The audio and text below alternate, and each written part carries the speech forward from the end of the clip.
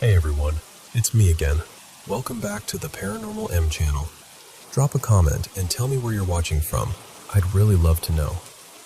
I've gotten so many paranormal experiences from you all, and I seriously appreciate it.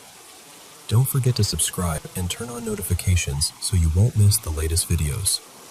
Oh, and have you been having trouble sleeping lately? Let me help you out. Now follow me, get into bed, turn on your nightlight, and listen to today's paranormal stories. Alright, so I'll start with the basics, because I feel like you kind of need the full picture to understand why this whole thing feels so heavy. I'm a British lad, name's Jamie, and I live with my mom. My dad doesn't stay here full time, but he comes up most weekends to help out, fix what he can, do the dad jobs, you know? We've also got a small zoo going on. 5 dogs now. Used to be more, but life happens. And 1 cat who acts like she owns the entire street. My mom, Elaine, is ill. Autoimmune disease.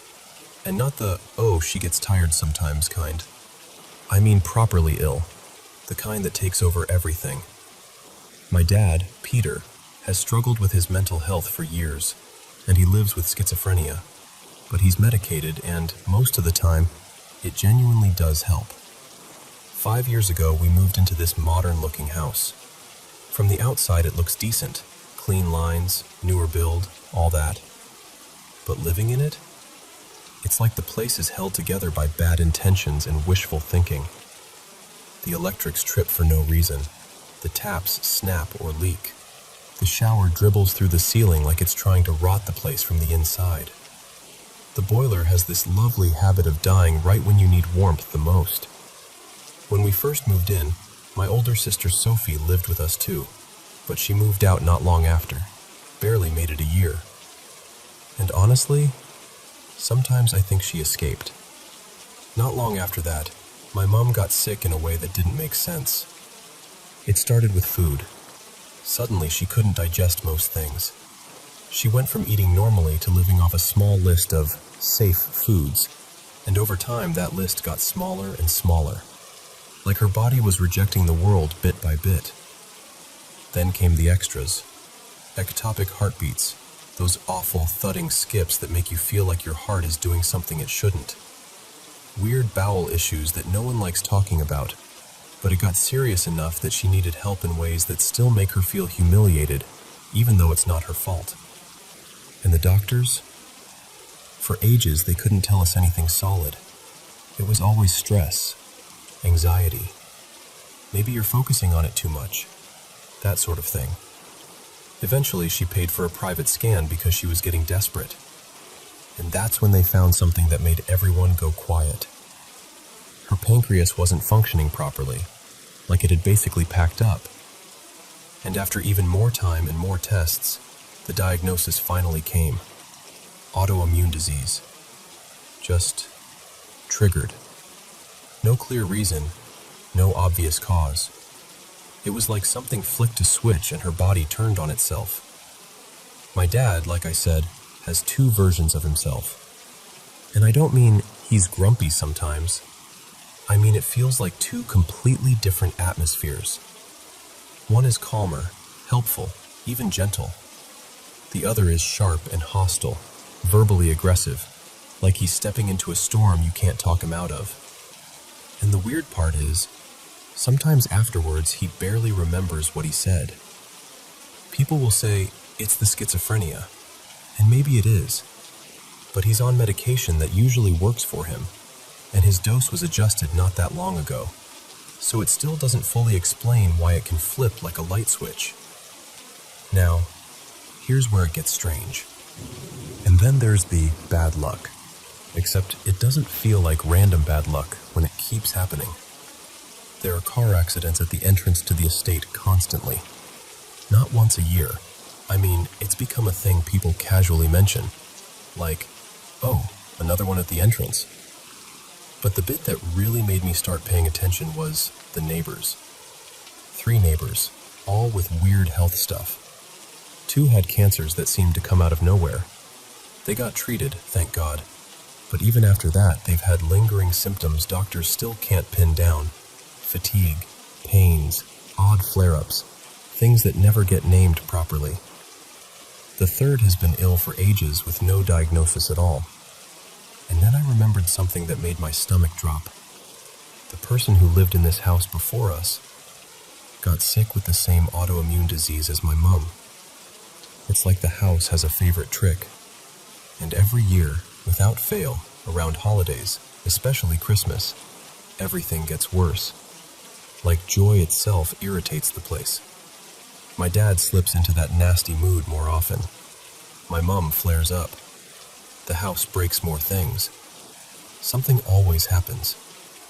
It's almost like it's trying to stop us from relaxing, stop us from enjoying anything, like it can't stand the idea of peace.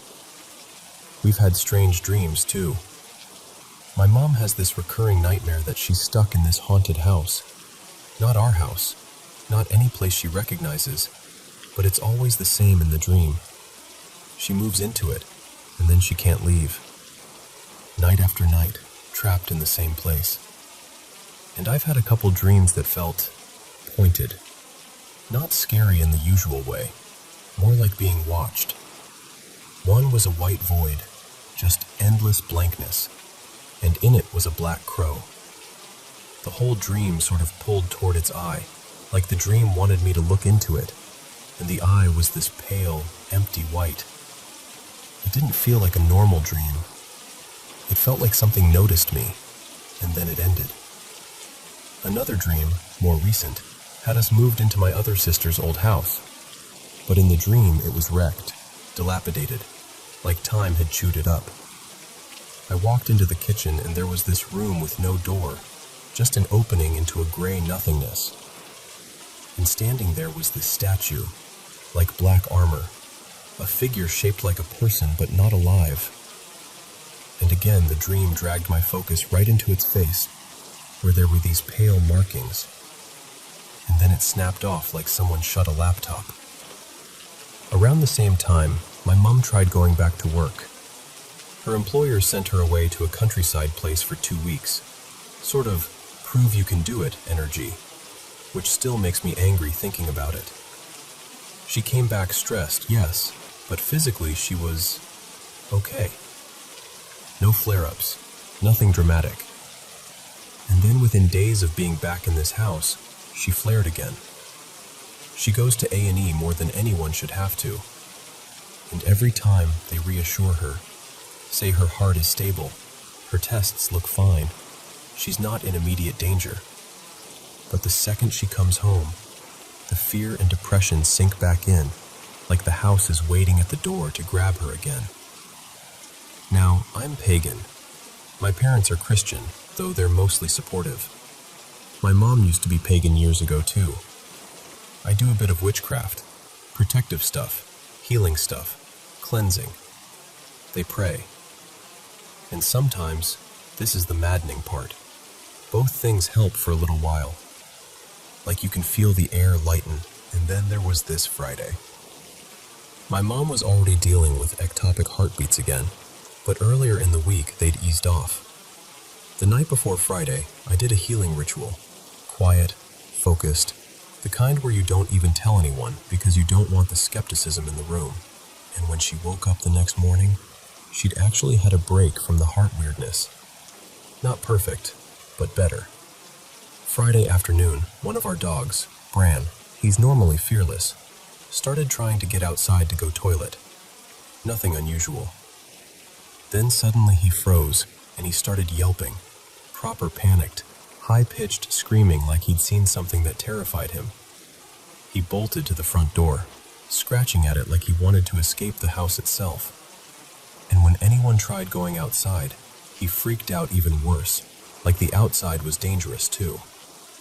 We rushed him to the vet, thinking maybe a seizure or pain or something. They found nothing. By the time we brought him home, he was basically normal again, tired, shaken, but physically fine. But the stress of it hit my mom like a brick.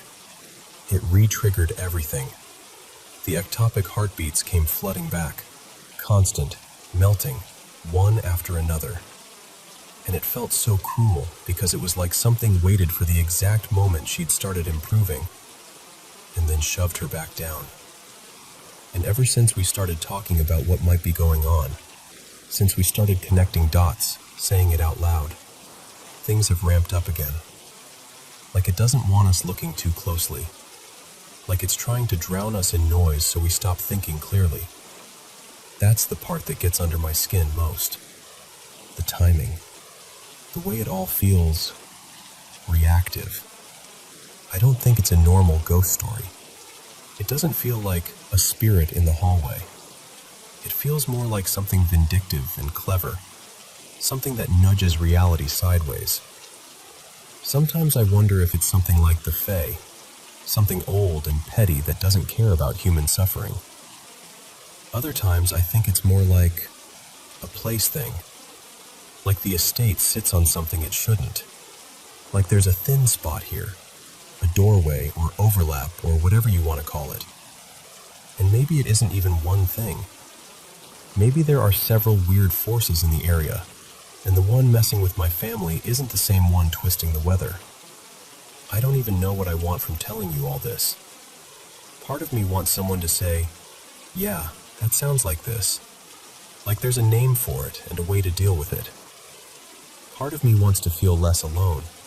Because when you live in something like this for years, it starts to mess with your head.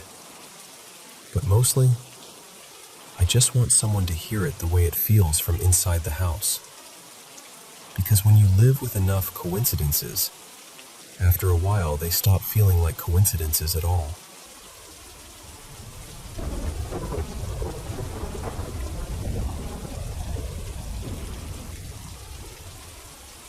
So, I'm 26, and I live in the Netherlands, and something happened last night that I can't quite file away neatly in my head. I'm usually the type who tries to stay logical about things. I don't go around assuming everything is paranormal or mysterious. But I also don't love pretending I have every answer when I don't, so I'm keeping an open mind. Last night, around 10:30 p.m., I walked to a little late-night convenience shop not far from my place. It's a route I've taken 100 times. The quickest path cuts through this small neighborhood park, kind of tucked in between busy roads. Except the park itself is dark, like no lighting at all. On the way back, I passed this athletics field with a track. Across from me, on the far side, there's a clubhouse building for the sports team. There's usually a small cafe area in there. I was near one end of the track, and the building was stretched along the long side opposite me, a good distance away. I came out of this patch of trees, like a wooded strip, and stepped into the open part near the track. And that's when I heard it. A whistle behind me. It wasn't super loud, but it was clear enough that my body reacted before my brain did. I turned around right away, and there was no one. No footsteps, no shadow, no movement, nothing. I told myself, okay, maybe someone's walking a dog back there, because that would at least make sense. But then, a few seconds later, I heard laughter coming from the same wooded area. It sounded like a woman's voice. And I want to be careful here, because the laugh itself wasn't like a movie evil laugh or anything. It was pretty normal on the surface. But there was something in the tone that made my stomach tighten. Like it didn't match the setting. Like it carried in a way that felt wrong for how empty it looked. That's the part that really got me. So I started walking faster, aiming straight for the exit closest to the clubhouse building. And then, this is where it gets weird. Suddenly I heard birds. Not just a couple chirps, I mean full-on, layered, energetic morning bird song, like dawn had just cracked open. But it was definitely late and dark, and the park had been quiet before that. The contrast was so sharp it made the hair on my arms rise.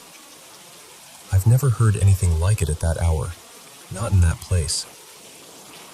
At that point, my brain basically went, nope, and I started running.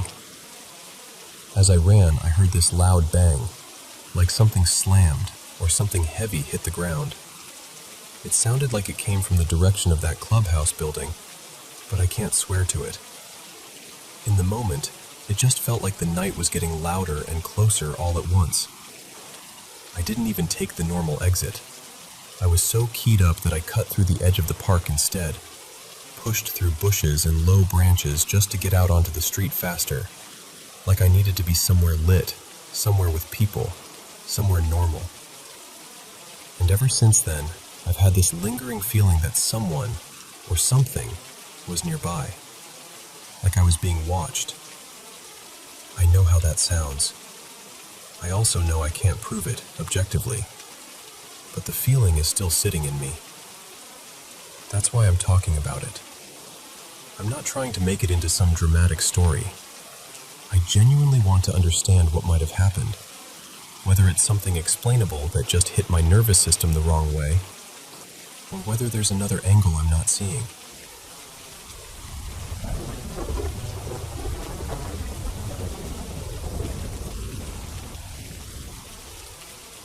So, I live alone in a small apartment, just me, and for the past few months, something has been happening in my room that I can't fully explain.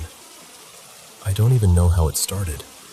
I just know it shows up the second I have a sudden emotion, like a quick spike of stress, irritation, even excitement.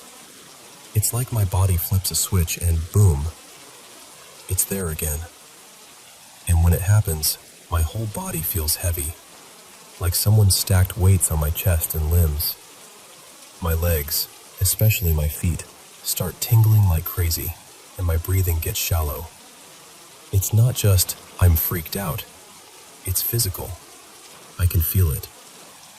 Most of the time it starts with the bed, not shaking violently, nothing dramatic like in a movie, but enough that I can feel it through the mattress. And the second I notice it, I'm like, okay, here we go again.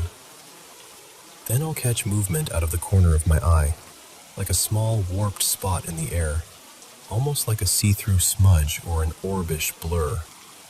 If I stare too hard, it's faint. If I stop trying to stare, I'll see it dart across the room like it doesn't even care if I notice. And here's the part that makes me angry. Not scared. Angry. Because whatever this is, it feels intrusive. Perverted. I'm not going to get graphic, but it tries to mess with my personal space in a way that makes me feel violated, especially when I'm lying down. Like I can't even relax in my own bed. I can't watch a show, scroll my phone, just exist peacefully, because it's like it's waiting for me to get comfortable so it can start up again. And I want you to understand something. I'm not sitting here trembling in fear. I'm just beyond fed up. It's been, around 3 months now? And I'm exhausted. I've tried everything I can think of.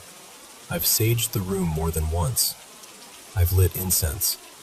I even tried meditating, thinking maybe if I calmed my body down it would stop. Except weirdly, when I tried that, it felt like it got more active. Like it noticed. Like it leaned in closer. And it's not only the sensations, it messes with my head. My face gets hot, like flushed heat, and my body buzzes like light static. And then the worst part. My thoughts start drifting in directions I don't want. Like it tries to shove itself into my mind. It's not like I'm choosing it. It's like, the more I notice it, the more it stays, and the more my brain gets hijacked. What's maddening is this. If I'm distracted, really focused, like cooking or deep into a task, sometimes I don't register it and it backs off. Not because it's gone, but because my attention isn't feeding it. That's what it feels like. Like awareness is the hook. I've prayed too. A lot. I'm not even trying to make this into some dramatic religious thing, but I've straight up said out loud, in Jesus' name, leave. I've rebuked it. I've begged. I've pleaded. I've tried being calm. I've tried being forceful. And it just keeps coming back. Some nights I get so frustrated I feel like I could scream. like I want to rip the whole bed apart and start over somewhere else. I've had moments where I'm just pacing, furious, thinking, this is my home, this is my body, you don't get to do this. And when it finally backs off, the change is immediate. The whole room feels lighter, like someone opened a window inside the air. My chest doesn't feel crushed anymore. My face cools down. My thoughts clear up. And I'll just sit there thinking, oh my God, that's what normal feels like. But when it returns, it's like getting shoved back underwater. So yeah, that's where I'm at. Tired, angry, over it. And I'm saying this honestly. I don't know if this is something paranormal, psychological, stress-related, or something else entirely. But I do know it's real in the sense that I'm experiencing it, and it's pushing me to my limit. If you're listening and you've ever dealt with something like this, whether you call it anxiety, sleep issues, trauma responses, spiritual stuff, whatever, please, I just need something, a direction, a foothold, because I'm trying to keep myself grounded, and I don't want this to keep stealing my peace.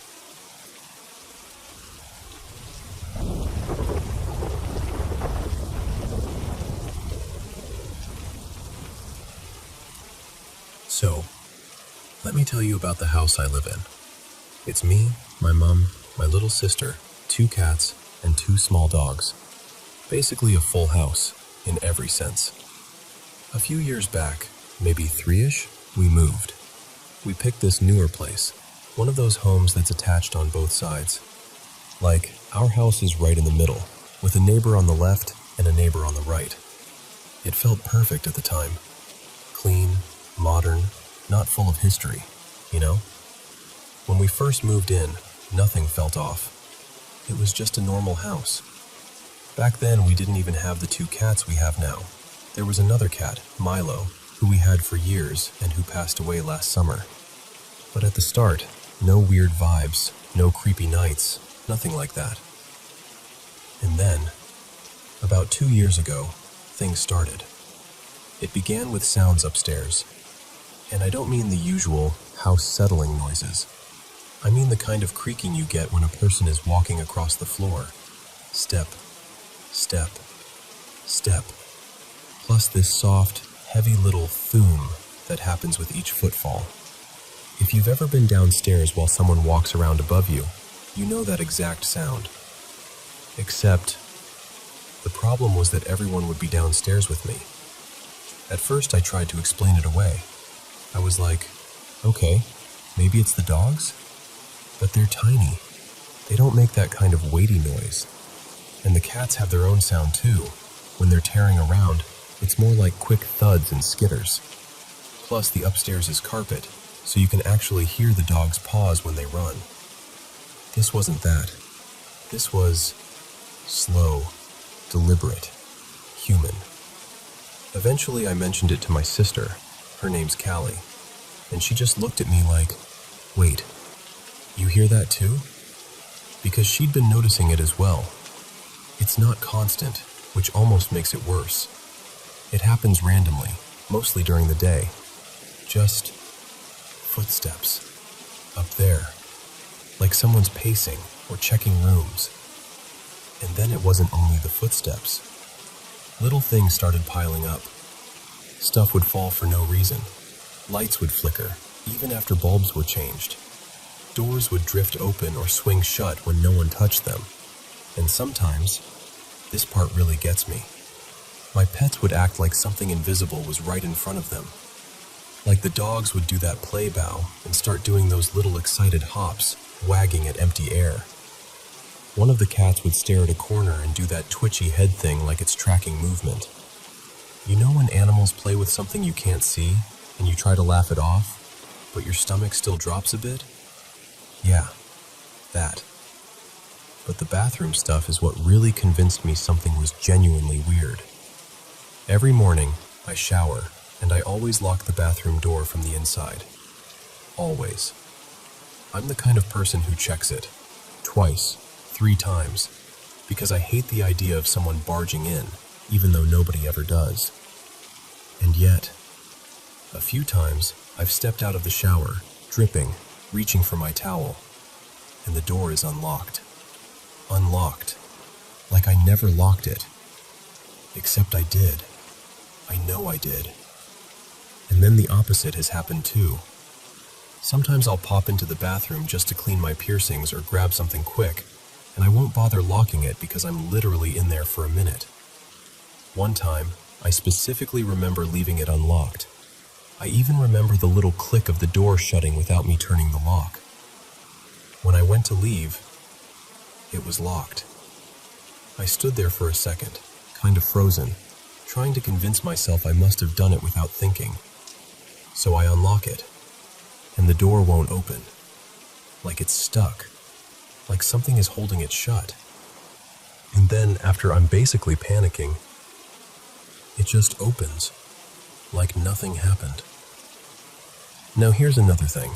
I keep my bathroom door shut all the time because I don't want the cats jumping up on the counters and knocking things over. And in this house, each floor has its own bathroom. The one on the first floor is basically mine because my bedroom is down there. My mom and sister have theirs upstairs, so nobody really uses mine but me. Multiple times I've shut that bathroom door, gone into my bedroom for a while, and when I come back later, the bathroom door is wide open. At first I blamed the cats too. That's the obvious answer, right? Cats are little chaos machines. But then it happened when both cats were literally with me. Like, on my bed, in my room. No chance they'd done it. And the dogs can't reach the handle even if they stand up. They're too small. And it's not my family. I'm up late a lot, and it's happened when my mom and Callie are definitely asleep upstairs. Like, dead quiet, everyone in bed, and still, somehow, the door opens. Then there are the smaller things. The annoying, reality-twisting stuff. I'm really organized. Like, it bothers me if something isn't where it should be. I have a specific drawer where I keep my school things. Revision books, notebooks, pencil case, everything. It's my little everything goes here drawer. And things go missing from it. Not in the I lost it in my bag way. In the I put it in the drawer and it is not there anymore way. My sister doesn't go into my room, like ever. And my mom wouldn't be rummaging through my revision stuff. And I'm telling you, I don't misplace things like that. I can't even relax if I know something isn't put away properly. So when something disappears, it drives me insane because I know where it should be. And that's kind of the scariest part, honestly. Not one big dramatic moment, but all these little things stacking up until you start living with this constant feeling of something else is here. Not always, not in your face, but enough that you can't unnotice it.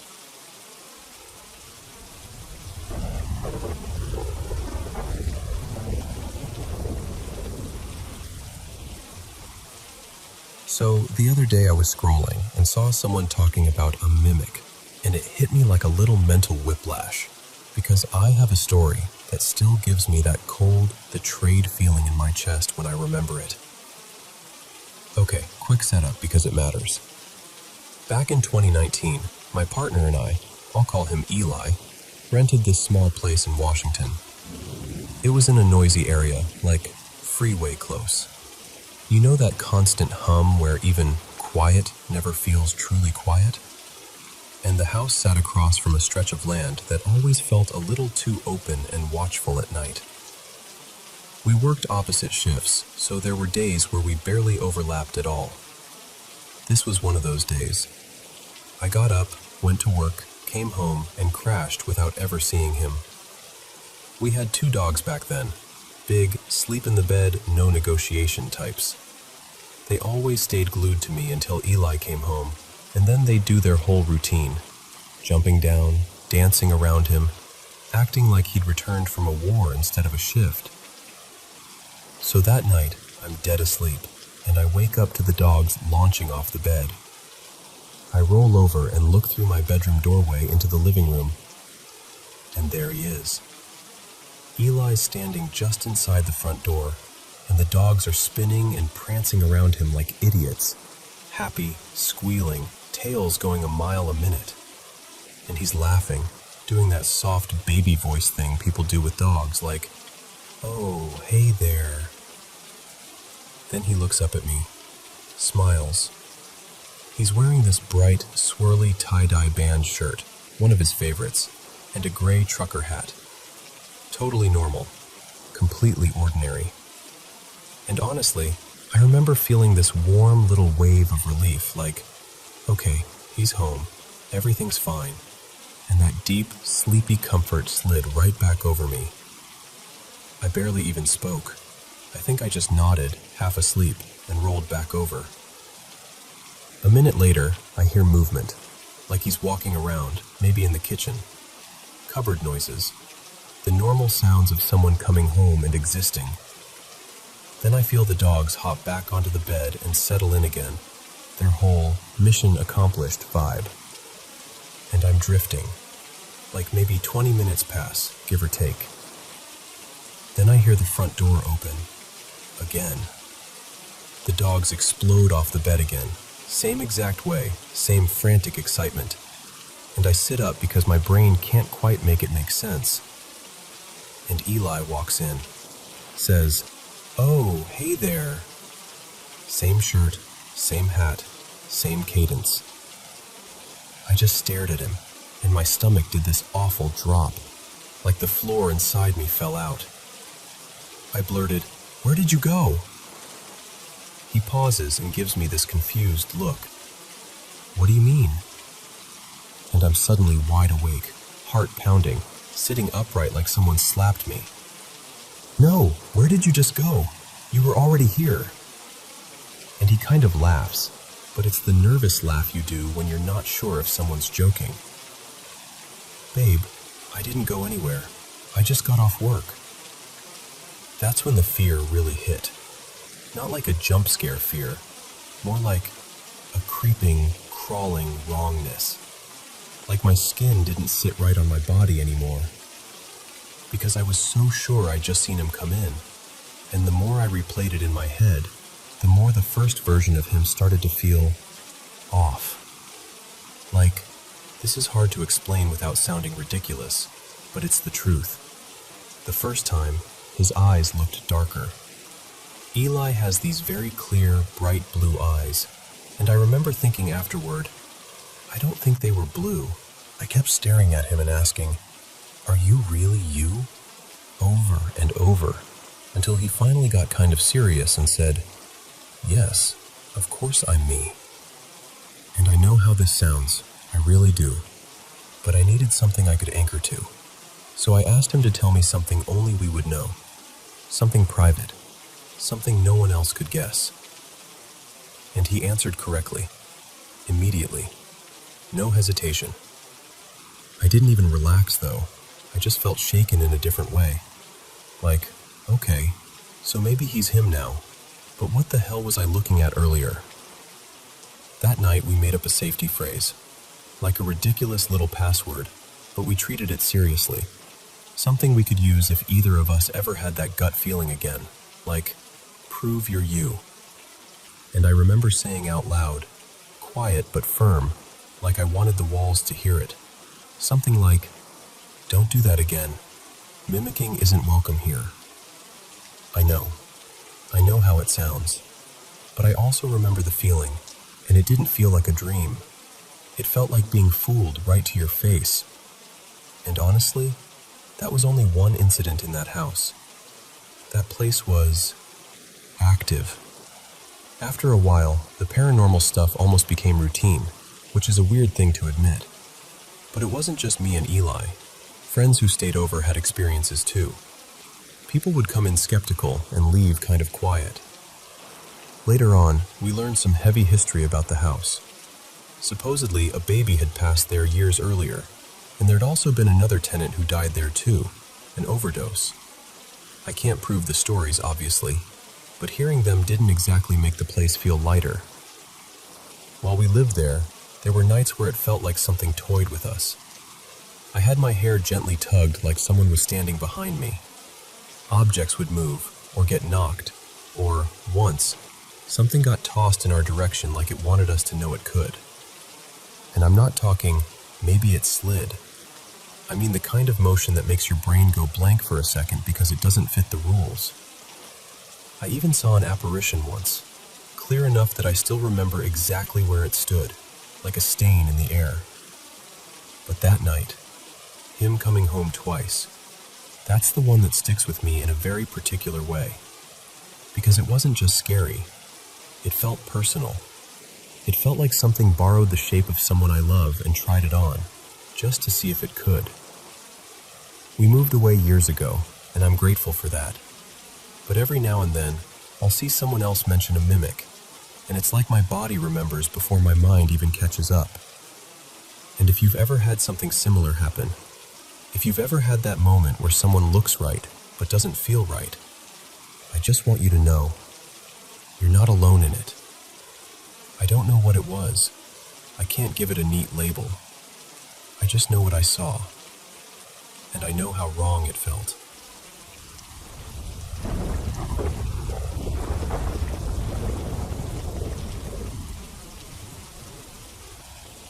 So, this happened when I was about 15. I'm a grown adult now, and I still get that prickly goosebump feeling when I think about it. It was sometime around 2011 or 2012, I'm pretty sure. I'd been at my friend Maya's house all afternoon. One of those days where you lose track of time because you're laughing, snacking, just being a kid. Then my dad, Mark, texted that he was outside to pick me up. By the time I got in the car, the sun had already dropped and it was properly dark. My mom was waiting at home so we could eat dinner together, and my dad decided to take this back route we used sometimes. We lived near a military base then, and there was this lesser-used entrance that cut the driveway down. The trade-off was, it was creepy. Just a long, winding road with woods on both sides. No streetlights, no houses, no nothing. Just trees and shadows. I was in the passenger seat, and at first everything was normal. We chatted the way we always did. School stuff, my little brother being annoying, guessing what my mom cooked, the usual. The heater was on, the dashboard lights were glowing, and the road ahead was like this narrow tunnel carved through the forest. And then, without either of us really deciding to, the conversation just thinned out. Not like we had an argument, not like anything happened. It just faded, like someone slowly turned the volume knob down. A minute later, I felt cold, like suddenly cold, which didn't make sense because the car was warm. And then I got this sensation on the back of my head, right at the base of my skull, like the feeling you get when someone is staring at you from behind. I didn't move. I didn't say a word. I kept my eyes forward, glued to the road. But I could see my dad in my peripheral vision, and he had changed too. His posture got a little tighter. His face looked focused, but not in a normal, driving carefully way. More like he was trying to keep himself calm. The car was an SUV at the time, with 2 rows behind us. Plenty of space back there. And this is the part that still makes me uncomfortable to describe. I got this strong, almost instinctive command in my head. Do not look behind you. Like it wasn't even a thought I formed. It was a rule that suddenly existed. And along with that came this other feeling, just as clear. Something is in the back. Not a person you could explain. Not a shape you could picture. Just a presence. Like the air back there had weight. And I remember thinking, very quietly, very carefully, if I don't acknowledge it, nothing will happen. Like saying it out loud would make it real in the worst way. So I stayed silent. I didn't turn my head. I didn't check the side mirror. I didn't even shift in my seat. I just watched the road and listened to the hum of the tires like it was the only safe sound in the world. It felt like forever, but it was probably just a couple minutes. Then we started approaching the base gate, and everything changed.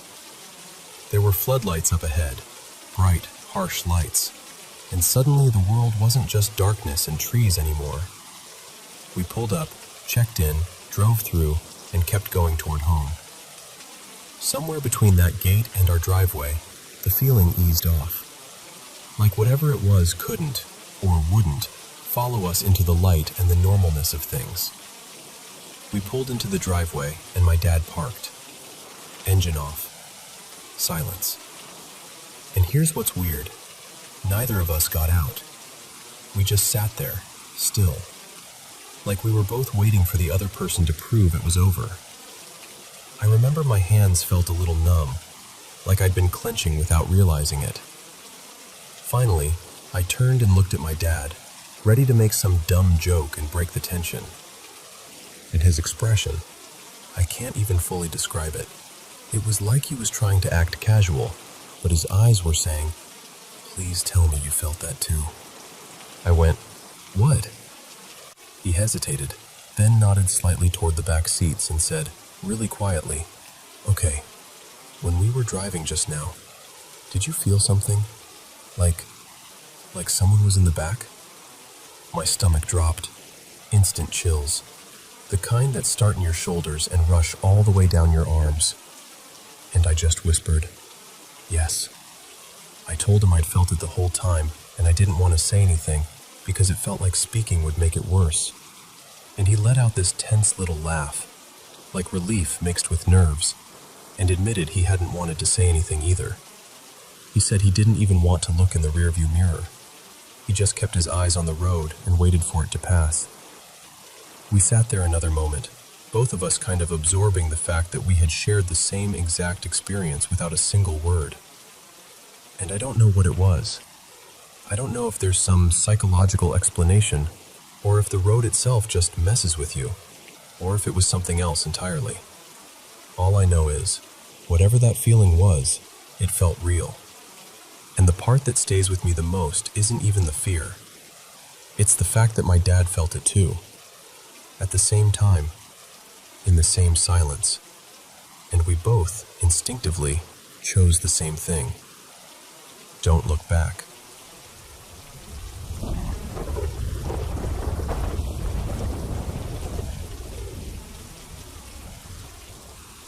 Okay, so a bunch of people have been asking me to tell more stories about my family, and honestly, I get it. Because the truth is, my family's always been tuned in. Like, we've got gifts. We pick up on things. And sometimes, that means things pick up on us. So let me tell you about the time we lived in this condo that was absolutely, unmistakably haunted. And I don't mean, oh, the vibes were weird. I mean, stuff happened. Constantly. First of all, my body knew before my brain did. I was sick all the time in that place. Like, constantly run down, always coughing, always exhausted. But the second I left the condo, I'd feel normal again. It was like my health came back the moment I crossed the parking lot. And there was this one presence in particular. And I'm telling you right now, it had an attitude. Like it wanted smoke with me specifically. And I used to laugh about it because I was the only black person in my family living there at the time. So I'd be like, "Oh, great. We got a hateful little ghost too. Cute." Like an equal opportunity menace. But jokes aside, it wasn't funny for long. Because my niece, let's call her Maya. Maya was a little kid then, but she was already a medium. The kind where you don't have to teach her anything. She just knows. And whatever was in that condo, it felt like it wanted her attention. Like it wanted to feed off her. So I stayed on guard. All the time. Because I could handle it messing with me. But I wasn't letting it mess with her. And it did mess with me. Especially when I was weak. One time I had this nasty cold. One of those ones where you're half delirious, throat on fire, body aching, just miserable. I was in bed, and I swear to you, I felt something sit down on the mattress, like the bed dipped. Then it was like the weight shifted, hard, and I slid in a way that could have snapped my neck if I'd fallen wrong. I panicked and tried to bolt out of the room, because I'm scared of the dark, and I always sleep with my door cracked, always. But when I reached the door, it was locked. Locked. And that's not normal for me.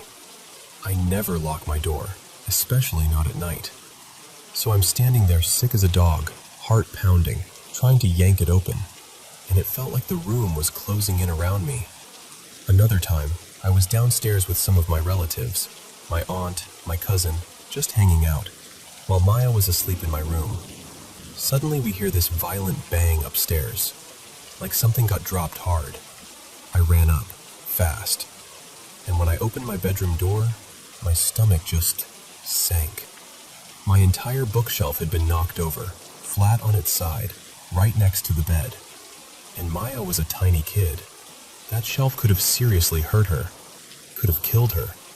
But by some miracle, she was tucked way over on the far side, pressed close to the wall like she'd instinctively moved away. After that, my sister, Maya's mom, told me something Maya had said. Maya claimed there was a whole family in the condo. She described a teenage boy wearing overalls, and she said it like she was dead serious, like it wasn't a guess. She said there were parents too, and a little blonde girl. And then she casually drops this part like it's no big deal. They live in the closet. The closet. And she was mad because the little blonde girl kept playing with her toys. I remember being like, okay, babe, sure. Maybe she's got a big imagination. She's 6. Kids say stuff. But I still believed her. Because Maya doesn't lie. She's never been that kind of kid. So fast forward years later, like almost a decade, and we start doing this thing where we zoom in on photos from that condo. Because weirdly, we'd noticed before that faces sometimes showed up. Like the tenants were always present. Like they paid rent. So we're zooming in, laughing a little, creeping ourselves out. And then we get to this one photo. It's a picture of me with my older nieces. In the photo, my oldest niece is in front, and I'm behind her with my younger niece beside me. And behind my oldest niece's shoulder, there's a boy, a teen, wearing overalls, just staring directly at me and my younger niece like he's watching us on purpose. I swear to you, my blood went cold so fast I felt it in my teeth. Because Maya described that exact boy, years before I ever noticed him. And at the time, I'd told myself it was probably just a kid thing, just imagination. Nope, there he was, overalls and all. And the worst part? When you zoom in, it's not even just him. There are other faces, half-formed, like they're peeking out from shadows. And one of them, this is the part that really messed me up, looked like my dog that had passed away. Like she was there, watching over us from wherever she went. That picture messed me up for a long time. Because once you see something like that with your own eyes, you can't pretend anymore. You can't rationalize it away. You either accept the world is bigger than you thought, or you lie to yourself. And from that day on, I never doubted Maya again. Not even for a second. Because she kept being right, over and over. And now she's grown into an absolutely gifted medium. And that condo? Oh, it had more in it than that family. Here's another one that still makes me shudder. Back then, I was finishing high school and also going to cosmetology classes. I used to grow my nails out because I did nail art for my portfolio. Little designs, practice sets, the whole thing. And I didn't have many people to model for me, so I practiced on myself a lot. One morning, I woke up in this sharp, burning pain. I looked down at my hand and my long thumbnail, my good thumbnail, had been snapped clean off. Like ripped. Not a little break, I mean gone. And on the same hand, I had 3 deep scratches, long, dramatic marks, like somebody dragged claws down me. And I'm sitting there like, how did I not wake up? How did I not feel it happen? We didn't have pets. No cat, no dog, nothing. I checked the bed, the blankets, everything. No broken plastic, no sharp edges, no explanation. Just those marks. And that's the thing about places like that. After a while, you're not even asking, is this real anymore? You're just trying to get through the day without being targeted. I know I'm telling this kind of fast, but honestly, it feels good to say it out loud. Because it takes a lot to scare me. And even then, I still hate when people act like you're crazy for describing something you lived through. My mom has passed since then, and she still visits sometimes. Not in a scary way, more like comfort. Like she checks in. So sometimes the gift part of all this outweighs the ugly side. But yeah, my family and I have always felt like we're haunted.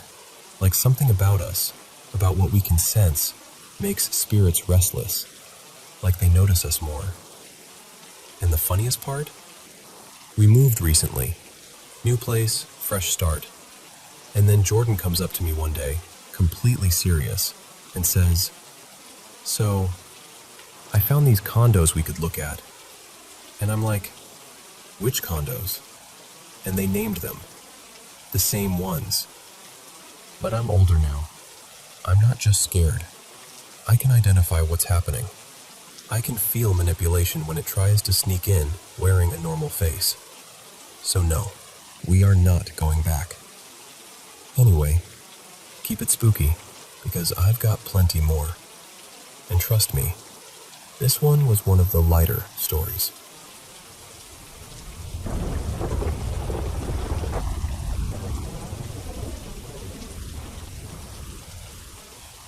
Okay, so you know how some jobs just blur together after a while?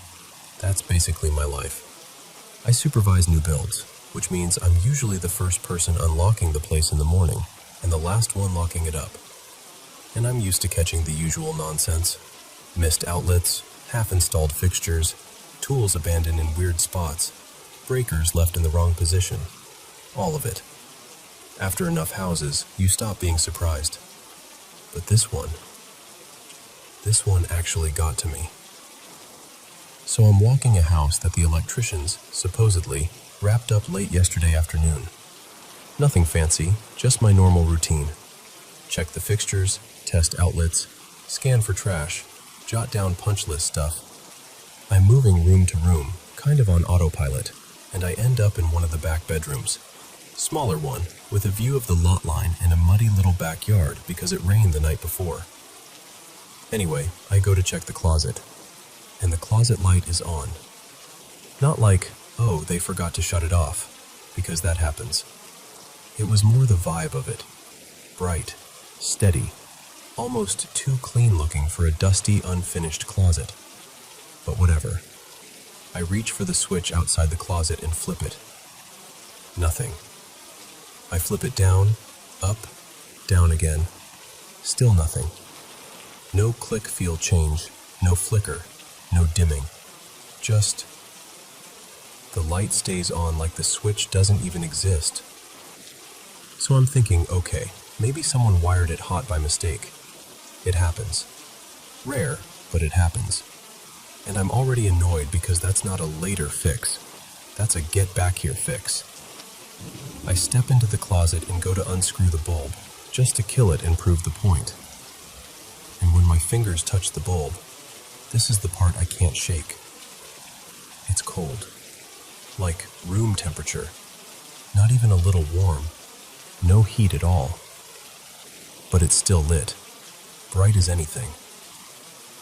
I just freeze for a second, because my brain's trying to file it away under electrical weirdness. But nothing about that makes sense. Even an LED gives off some heat when it's been on. And this thing looked like it had been on for a while. So I back out and call the lead electrician. His name's Marcus. Good guy, dependable, not the type to mess around. I tell him, hey, there's a closet light in the back bedroom that's stuck on. Switch doesn't work. I think it's wired wrong. There's a pause. And Marcus goes, "That bedroom doesn't have a closet light. We didn't rough one in. There's no line in that closet." And I'm literally standing there staring at a working light. So I'm like, "Marcus, I'm looking at it right now." He swears up and down, "No, there's no fixture on that plan. No wire run, nothing." He even tells me which circuits they tied in that side of the house. Says if I'm seeing a light, it didn't come from them. I'm standing there with my phone in my hand, and I decide, fine, picture. At least then I'm not arguing about something that sounds like I'm losing it. I step back into the closet, lift my phone, and the light is off. Just off. Completely dead. Like it never existed as anything other than a cheap little fixture screwed to the ceiling. I hit the switch again. Nothing. I try it slow, I try it fast, like that matters. Still nothing. I put my hand on the bulb again. Still cold. No hum, no faint flicker, no sign it ever had power. And I just stood there. Not for a second. Like a full minute, maybe longer. Just staring at it, trying to force some explanation to appear. A loose neutral? Backfeed? Somebody on site messing with me? But I was alone. The house was quiet. No radios, no footsteps, nothing. But I can't explain what happened in that closet.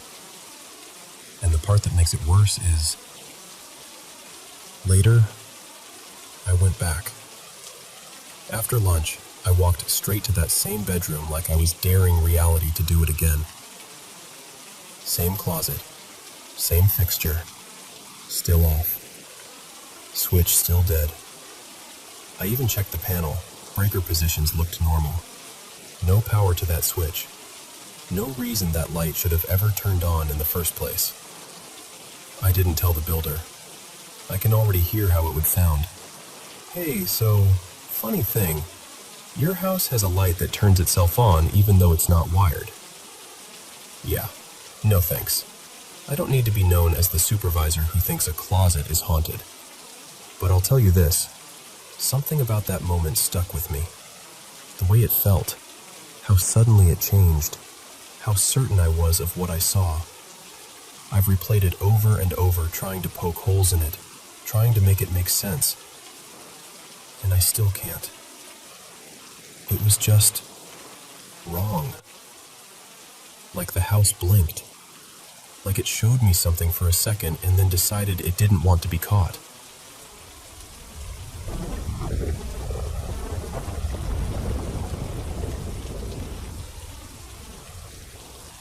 So, I've been lurking in these kinds of story spaces forever, and I finally decided to share the one that's been stuck in my family's head for decades. This happened to my parents about 30 years ago, back in the mid-90s, when my dad took a short contract job in Bangalore. They were newly married, no kids yet, and the company set them up in this neat duplex apartment. Comfortable, quiet, and honestly kind of dreamy for that stage of life. It was also one of those homes where help was built into the rhythm of the day. A couple of lively house staff came in, cleaning, groceries, most of the cooking, so my mom's days were pretty calm. She wasn't working at the time, so she'd spend her mornings puttering around the house, reading, calling family, that kind of thing. Now here's the first small thing that, in hindsight, feels like a warning sign. There was an older lady living on the same floor, Ms. Shanta, I think my mom said her name was. Polite enough, but she had this habit of staring just a beat too long. Not rude, just like she was trying to decide something. One day, after a few hellos in the hallway, she goes, "You're staying in that flat?" My mom, confused, just nods, and the woman tilts her head and says, "You don't feel anything?"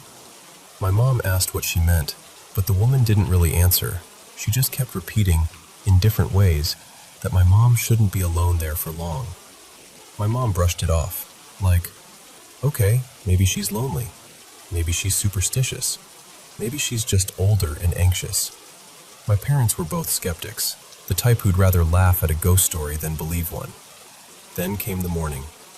It was bright out, cool, clean Bangalore weather.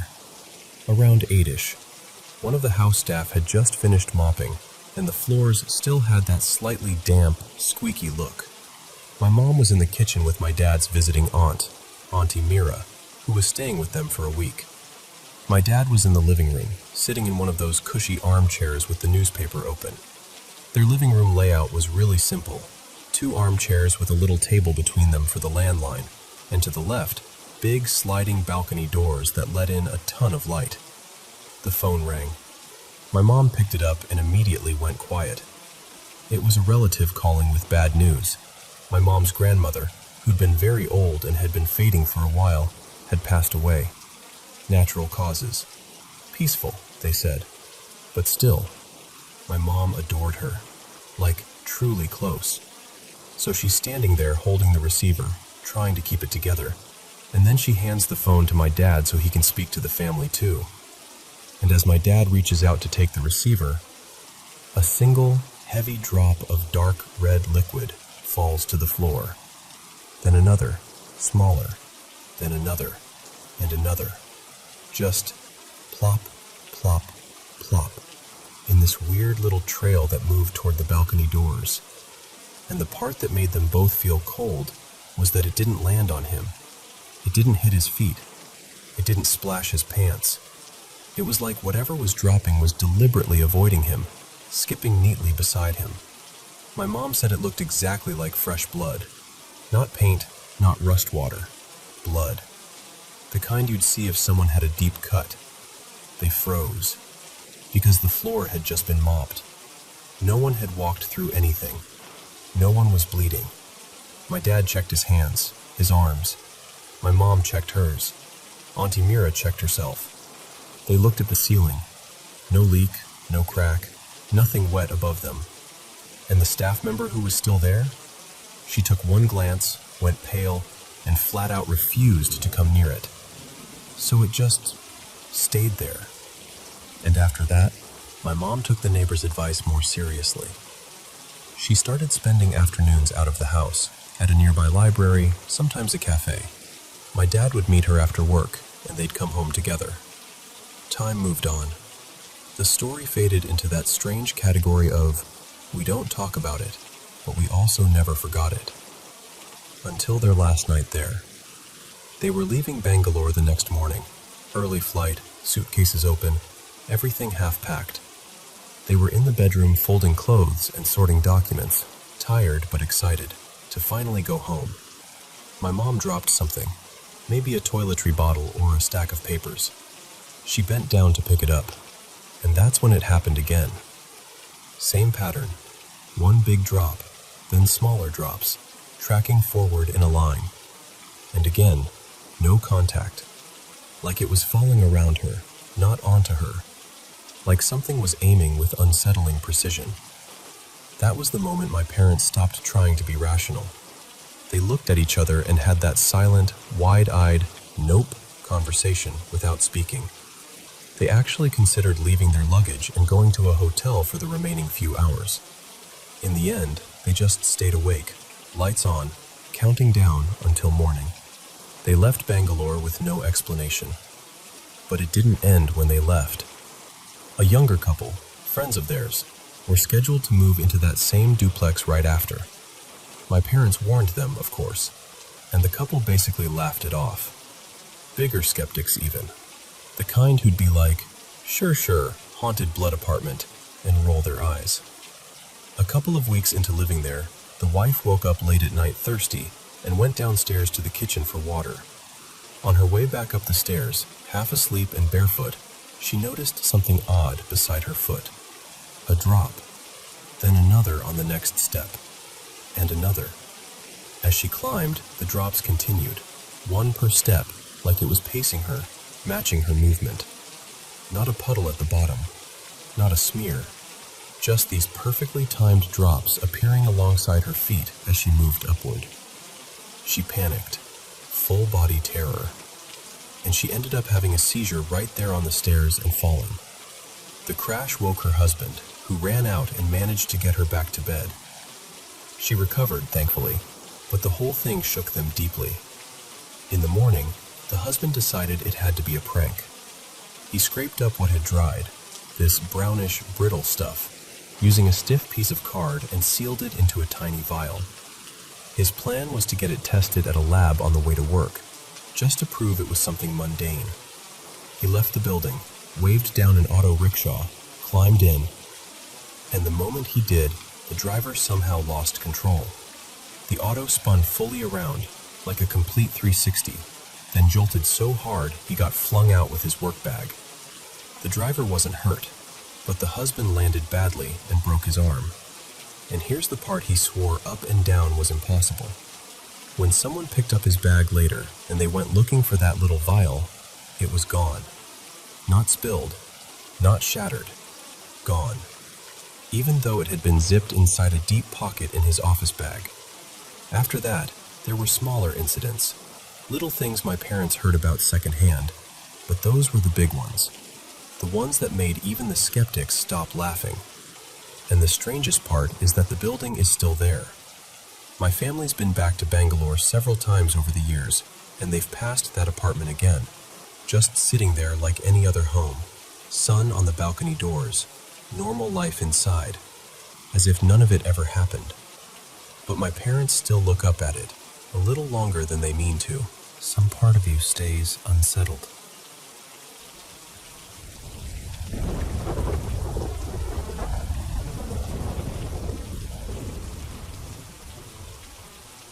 So before I tell you any of this, you have to understand, I've never been a ghost person.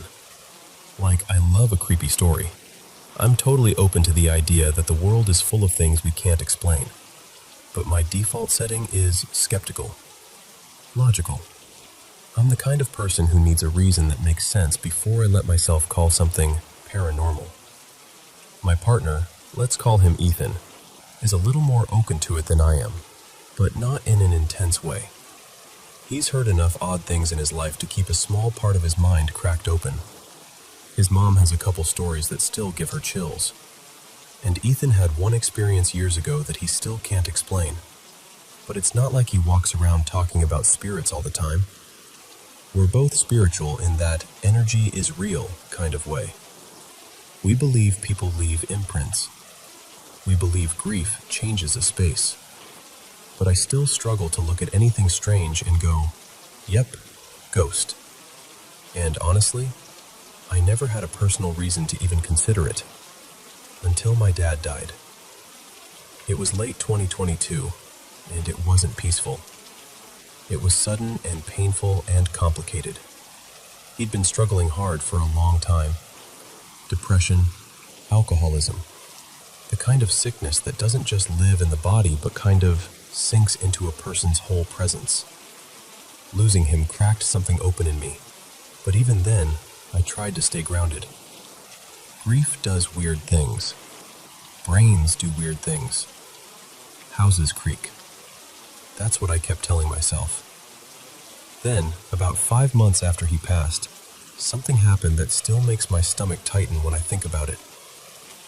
I woke up dead asleep, right in the middle of the night, with that unmistakable feeling of someone being there. Not like a noise, not like a dream, like a weight in the air. Like I was being watched, not in a creepy, predatory way, but in a way that made my skin go cold anyway.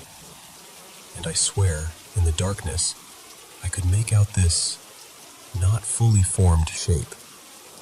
A shadowy figure standing close, too close, right beside the bed, like it was leaning over me. I couldn't see a face, nothing clear, just presence. It didn't feel evil, it didn't feel angry, but it felt heavy, lonely, sad. The way my dad's energy used to feel near the end, like someone carrying too much. I remember being scared, just instantly, and the moment I felt that fear spike, it was like it backed away. Like whatever it was recognized, oh, you're not ready. The next day I told Ethan, and he didn't laugh, didn't brush it off. He just listened and said quietly, "I believe you." And we moved on, because what else do you do with something like that? Around that same time, Ethan opened up about the thing that happened to him years earlier, long before we were together. He told me about his ex, Maya, who died from an overdose. She'd been trying, apparently. She'd gotten clean, slipped, and then it happened while she was alone, in some random place, with people who weren't really her people. She was only in her early 20s, and Ethan was dating her when she passed. He said a while after her death, he was in bed one night, half asleep, and he heard the front door open. You know how you can recognize someone's routine without even thinking about it? The little sounds. Keys, shoes, a bag set down. He heard all of it and assumed it was his girlfriend at the time getting home from work, and then he fully woke up. His girlfriend wasn't home. She was still at work. He told me it wasn't scary. It didn't feel malicious. It felt familiar, like someone passing through, not trying to haunt him, just trying to be close for a second. So between my experience and his, we had this unspoken understanding. Maybe there's more out there than we know, but we didn't obsess over it. Life kept moving. The house stayed normal, until recently. The last couple weeks have been different. It started small, one of those nights where you wake up briefly and the air feels off. Not a sound, not a sight, just a weird shift in the room, like the atmosphere got thicker. I didn't even say anything. I rolled over and forced myself back to sleep. I didn't want to give it power. I didn't want to spiral. But then, a few days later, Ethan admitted he'd felt something similar too. And then came the first thing we both heard. We were downstairs having dinner one evening, just the two of us in the kitchen, and we heard a door close upstairs. Not a gentle click, not the kind of soft drift you can blame on air pressure. It was loud, a clean, unmistakable, someone just closed a door sound. We both froze, because no one was up there. Not the kids, not the bat, nothing. We just stared at each other like, "Did you hear that?" And the look on his face told me he did. Then a day or two after that, we were in our bedroom talking.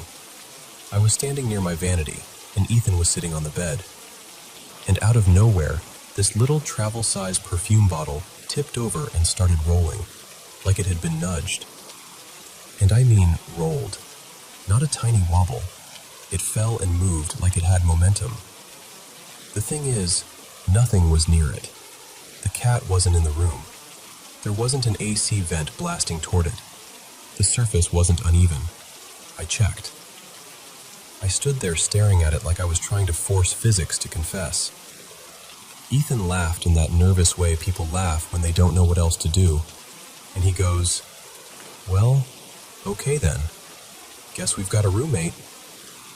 We joked, but it wasn't really funny, because I'm telling you, there are weird moments you can talk yourself out of. And then there are moments where your brain runs through the entire list of explanations and comes up empty. Then, last night, we're watching a movie. And of course, it had to be a scary one. We're already on edge, already doing that pretend we're not scared thing. And suddenly the TV glitches, just for a second, and then it exits out of Netflix and opens a completely different streaming app. Not buffering, not a pause, not like someone hit back once. A whole other platform opens up like someone intentionally navigated there. Neither of us had the remote in our hands. It wasn't even within reach, and no one else was in the room. We just sat there in silence for a beat, and then Ethan goes, very quietly, "Okay, that's new." And here's the part I keep remembering in hindsight. About 2 weeks before all of this, we had this episode with the lights. Not a normal flicker like, oh, power surge. It was this eerie, repeated dim and brighten, like someone was playing with a switch, just enough to make you look up and go, "Wait, what was that?" The kids noticed too. Everyone got that uncomfortable little laugh going, like, "Haha, okay, weird." And then we moved on. But now it feels like that was the first tap on the shoulder. It feels random. And the strangest part is, whatever this is, it doesn't feel evil. It doesn't feel like something trying to hurt us. But it also doesn't feel like my dad. And it doesn't feel like Maya. It feels unfamiliar. Like something or someone trying to be noticed, but not necessarily trying to be understood. I did get a tarot reading recently where the reader said an ancestor was trying to connect, but even that doesn't quite fit the vibe. It's hard to explain. It's like the energy doesn't feel personal. It feels present. So I'm not sitting here saying, I'm convinced there's a ghost in my house. That still feels dramatic coming out of my mouth. But I am saying that I've run out of tidy explanations. And when you get to that point, when things keep happening in a way that feels intentional, you start to wonder if maybe the house isn't just a house. Maybe it's listening. Maybe it's responding. Or maybe something else is.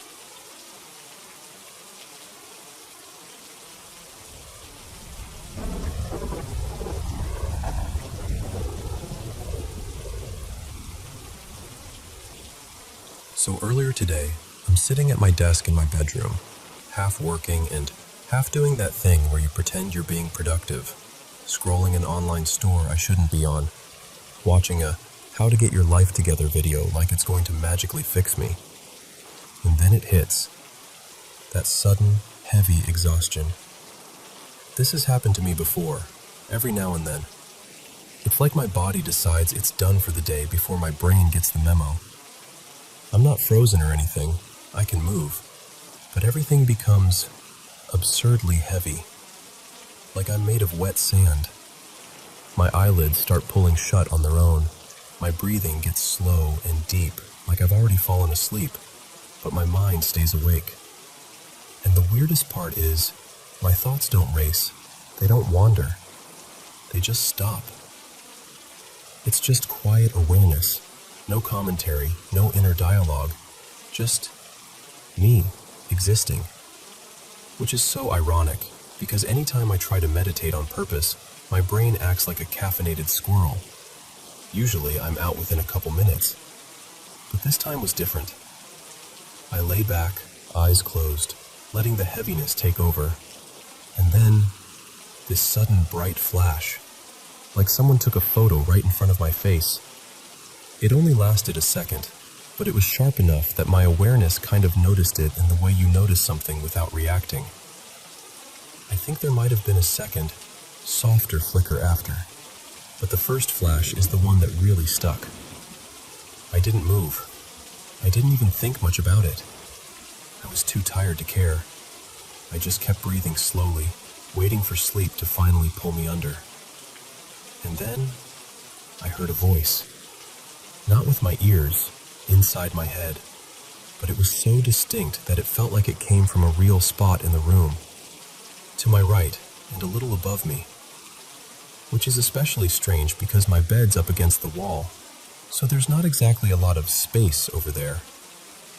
It sounded like a man, definitely not my voice, and it wasn't English. My brain immediately tagged it as maybe Japanese, which is wild because I don't speak Japanese. I've never studied it. I don't even know enough to confidently recognize it. But that was the instant impression, like my mind slapped a label on it before I could argue. What I think he said, just phonetically, through my very English-speaking brain, was something like, "Hey Yoshina." It was fast, like one smooth unit, the way a native speaker tosses something off without effort. And I couldn't tell if it was one word or a short phrase, because it was over so quickly. The shock jolted me like an electric current. I snapped my eyes open and grabbed my phone immediately, and typed it out because I was afraid I'd forget the sound of it. And after that, I tried to sink back into that heavy, drifting state again. But it was like the exhaustion had been switched off. Gone. My body felt normal again, and my brain was suddenly too awake to even pretend to sleep. Later, I told my friend Mia about it, just to hear myself say it out loud, because the whole thing felt so unreal. And then, because of course I did, I also described it to ChatGPT. At first it was like, yeah, that sounds like a hypnagogic hallucination, which, fair, that's the obvious explanation. But the more I laid out the details, the less neatly it fit into that box, at least in my mind. Because here's what messes with me. I've never learned Japanese, not even casually. My room was quiet. No TV, no music, nothing playing in the background. And what's funny is, when I was younger, I studied Spanish for years, and I still have never once had a dream where someone spoke Spanish to me like that. And I keep wondering, if it was just my brain half dreaming, why would it come with that sense of location?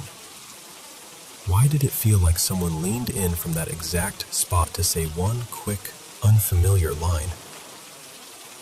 I don't know. I genuinely don't. All I know is, for one strange moment, in the quietest part of almost sleep, something spoke to me from the right side of my bed, and it sounded like a language I don't even have access to. And that has been sitting with me ever since.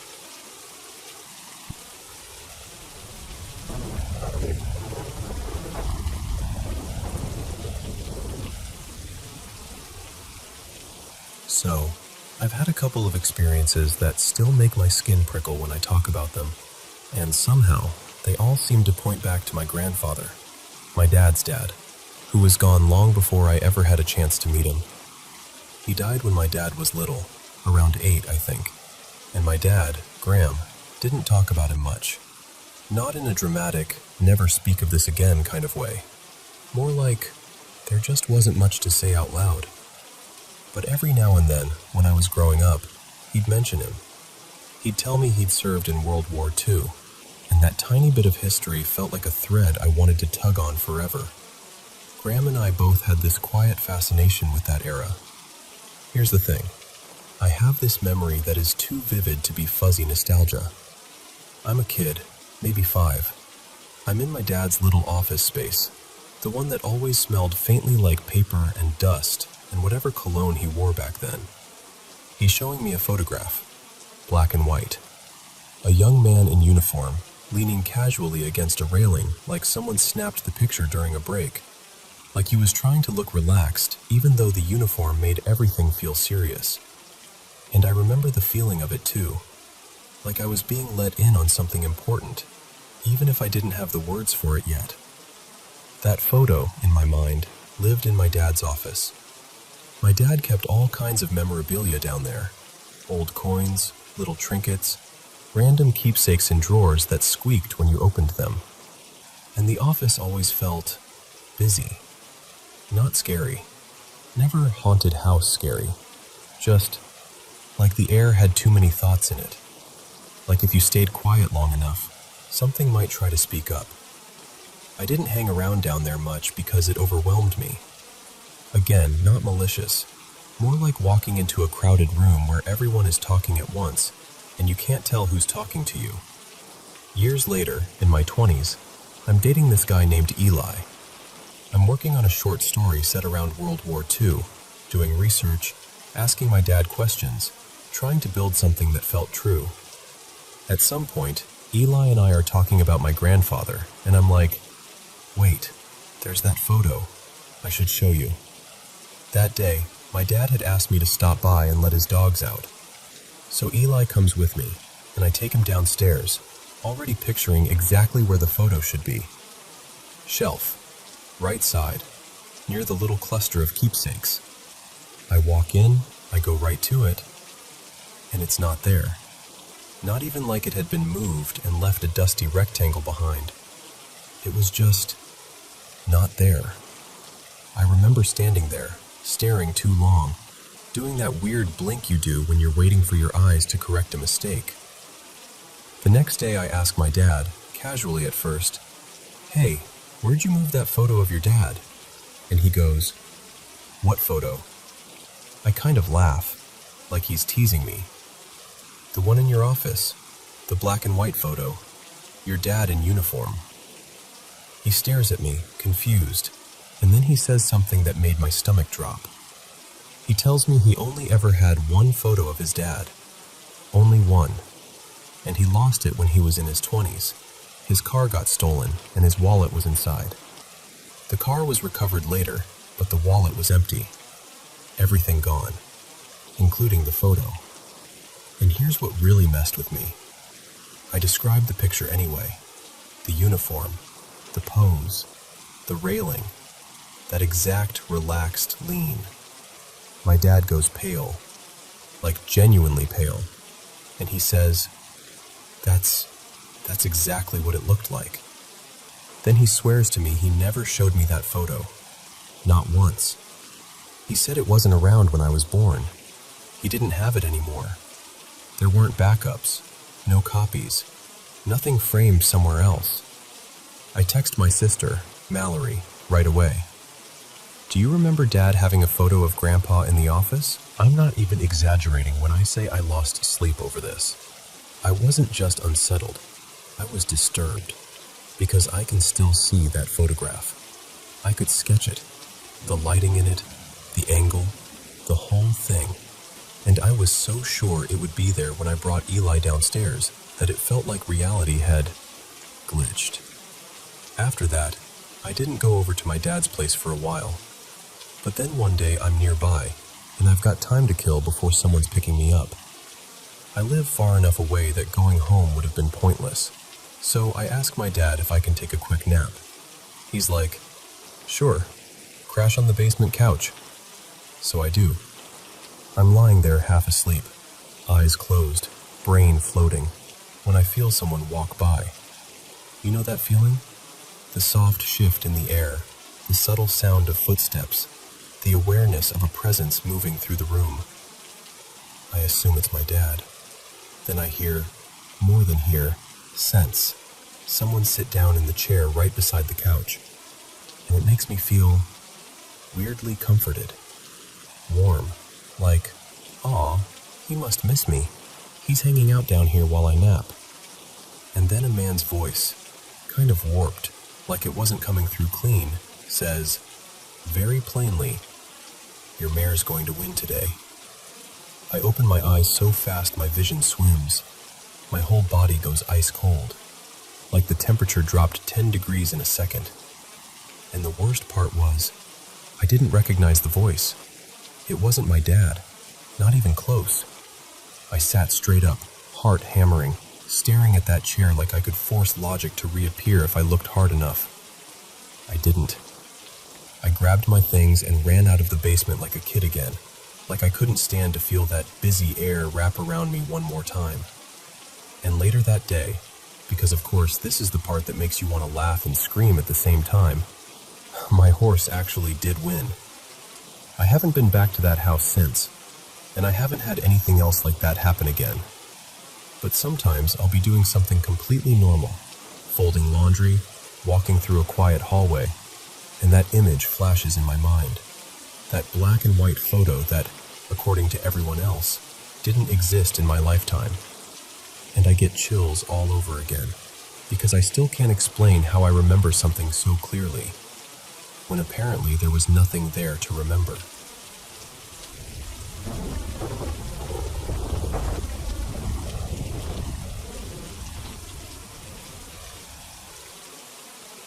So, this happened to me and my cousin about a year ago, and I still don't really know what to do with it, except tell it like it felt. It was late, like really late, and my cousin, let's call him Dylan, and I were sitting around with a couple beers, just talking the way you do when the world's quiet and your guard is down. Somehow we drifted into old memories, And then we started talking about my brother, Noah. Noah died when he was 17. It had been a couple years by then, but honestly, grief doesn't exactly follow a calendar. And I remember saying something I'd said before, but that night it hit different. I told Dylan, I always wished I could have done a shot with him someday. Like a dumb little brother wish, you know?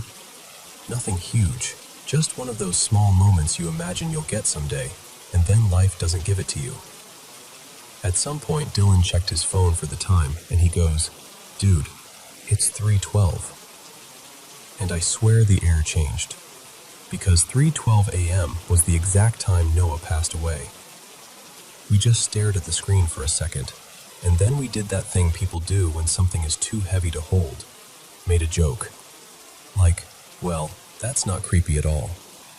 And then Dylan, half laughing, goes, "Maybe he's listening." And I don't know who said it first, but suddenly it was decided.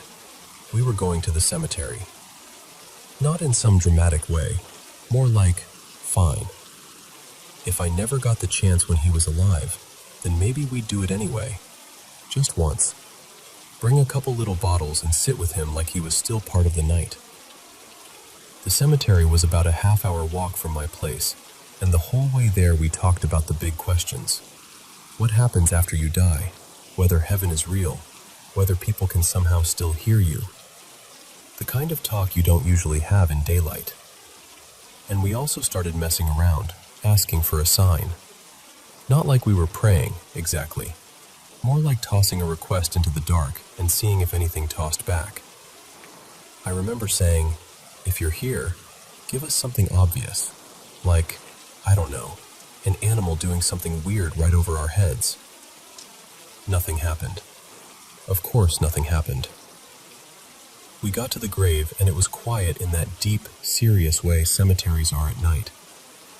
We stood there for a second, and then I just talked. I told Noah we missed him. Told him I still thought about him all the time. Told him I was sorry for all the moments we didn't get. And then we took the shots. Just the two of us, standing there, making room for him anyway. While we were there, Dylan noticed a little toy sitting near the headstone, this small toy pickup truck. He picked it up carefully, like it mattered, and he said, "This is the truck he used to talk about, right?" And it hit me in the chest, because yeah, Noah had always been obsessed with that kind of truck. He used to say that someday he'd get one, same style, same vibe, like he could already see himself behind the wheel. So we left the toy where it was, said our goodbyes, and started walking back toward the gate. And this is where things got weird. We were only a few steps from the gate when something tiny smacked into my cheek. Like a little bug, not painful, just unexpected. I almost made a joke, but it was literally just a bug, so I brushed it off and kept walking. The second we passed through the gate, a bird suddenly burst out from the bushes like it had been waiting there. It shot down the street in this straight, deliberate line, low and fast, like it had somewhere to be. Both of us jumped. Still half joking. But not all joking. And then I said, a bug literally flew into my face right before that. And Dylan's eyes got wide, and he goes, "Shut up. Same thing happened to me, right before the bird." We just stood there for a second and then laughed, because what else do you do when the universe gets oddly specific? We actually said out loud, like idiots, like kids, "Okay, Noah, thank you. We got it." But then the bird kept going, and something in us just followed. Like, all right, if we're doing this, we're doing this. We walked down the street it had flown into, and at the end, right at an intersection, the bird was there again, sitting right in the open like it was waiting. I swear it looked at us. When we got closer, it lifted off and dipped into a side street to the left. Dylan muttered something like, "No way this is real." And without even thinking, we jogged after it. It flew straight down that next street, then rose up and vanished into the dark like it had completed its job. And we just stopped. Quiet. Standing there in the empty street, listening to our own breathing, looking at each other like, did that just happen? And then, no exaggeration, maybe 5 seconds later, a car rolled down the street behind us. The only car we'd seen all night. And as it passed under the streetlight, we both saw it at the exact same time. It was the same kind of pickup truck Noah always wanted. Same shape, same stance, close enough that my stomach dropped. In a village that's barely awake at that hour. Around 4:20 in the morning, after everything that just happened. Dylan and I didn't even speak. We just turned our heads and watched it go by like it was some final punctuation mark. The next morning, I'm sitting on the couch with my mom, still kind of buzzing from the whole night, telling her the story. She's listening, doing that mom thing where she's trying to stay calm, but you can tell she's feeling it too. And right in the middle of me talking, this unusual bird, not one we normally see around our yard, lands outside and just watches us. Not for a split second, for like 20, 30 seconds. Just perched there, staring in, like it had all the time in the world. And then it flew off. And I remember trailing off mid-sentence because it felt like the night hadn't fully ended. Like whatever that was, it had followed us home. I can't even tell you what kind of bird it was. My mom might remember. And honestly, maybe there's some normal explanation for all of it. But all I know is how it felt. It felt like we asked for something. Something small, something simple. And for one strange night, the world answered in a way that was gentle enough not to terrify us, but clear enough that we both walked away thinking the same thing. He heard us.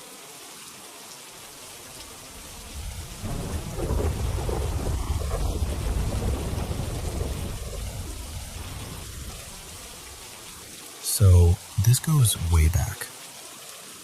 I was still in high school, late teens, working this part-time job after classes.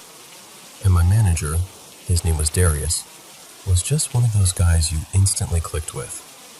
Calm, sharp, funny as hell. He looked out for me, but never in a preachy way.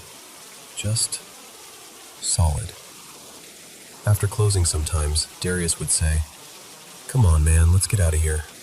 And we'd head over to this little neighborhood bar he liked. Not some fancy place, just loud music, dim lights, a couple pool tables, regulars who all seemed to know each other. And I'd be the only white kid in there, sticking out like a sore thumb. But nobody messed with me. No tension, no weird looks, nothing. Just people having their drinks, talking, laughing. We'd have a few beers, unwind, then call it a night. Now, here's where it gets layered. I also knew Darius's older brother, Reggie. Big dude, like the kind of guy where you notice him the second he walks into a room. And the year before I started working under Darius, Reggie and I had gotten into a fight. Dumb teenage stuff, pride and anger and all that. I won't act like I was some tough guy. It was messy and stupid, and honestly, I don't even remember what it was about anymore. But one morning, I pulled up to pick Darius up for work. He didn't have a car at the time, and Reggie happened to be outside. I remember that moment so clearly because my stomach dropped. Like, oh great, here we go. But Reggie just looked at me, kind of surprised, and goes, "That's you?" Like he couldn't believe I was the same kid from that fight. Then he laughed. Actually laughed, and said something like, "Man, you got some nerve." And that was that. No revenge, no threats. Just done. After that, Darius started seeing me differently. Not in a we're best friends way, but like he was reassessing who I was. We'd grown up in different worlds on paper, but the more we talked, the more he realized we had some of the same kinds of scars. Money being tight, rough neighborhoods, the feeling that you had to be ready for anything. And once he decided you were real, he opened up. Not dramatic, not emotional speeches, just honest little pieces of his life that he didn't share with everyone. One night, we were out late, parked somewhere quiet with the windows cracked, just talking the way people do when they've had a couple beers and the world feels softer for a minute. I can't even remember what led into it, but strongly the conversation drifted to ghosts. Now, I'd grown up in an old house, like old. The kind of place with weird drafts and creaky stairs and shadows that didn't always feel like shadows. People in town had stories about it, and yeah, I had my own experiences there, real ones. But even now, I keep those details close to the chest. Still, I said enough for Darius to know I wasn't just joking around. He listened, nodding, and then he got quiet for a beat, like he was deciding whether to say something. Then he goes, "I ever tell you about the little white boy?"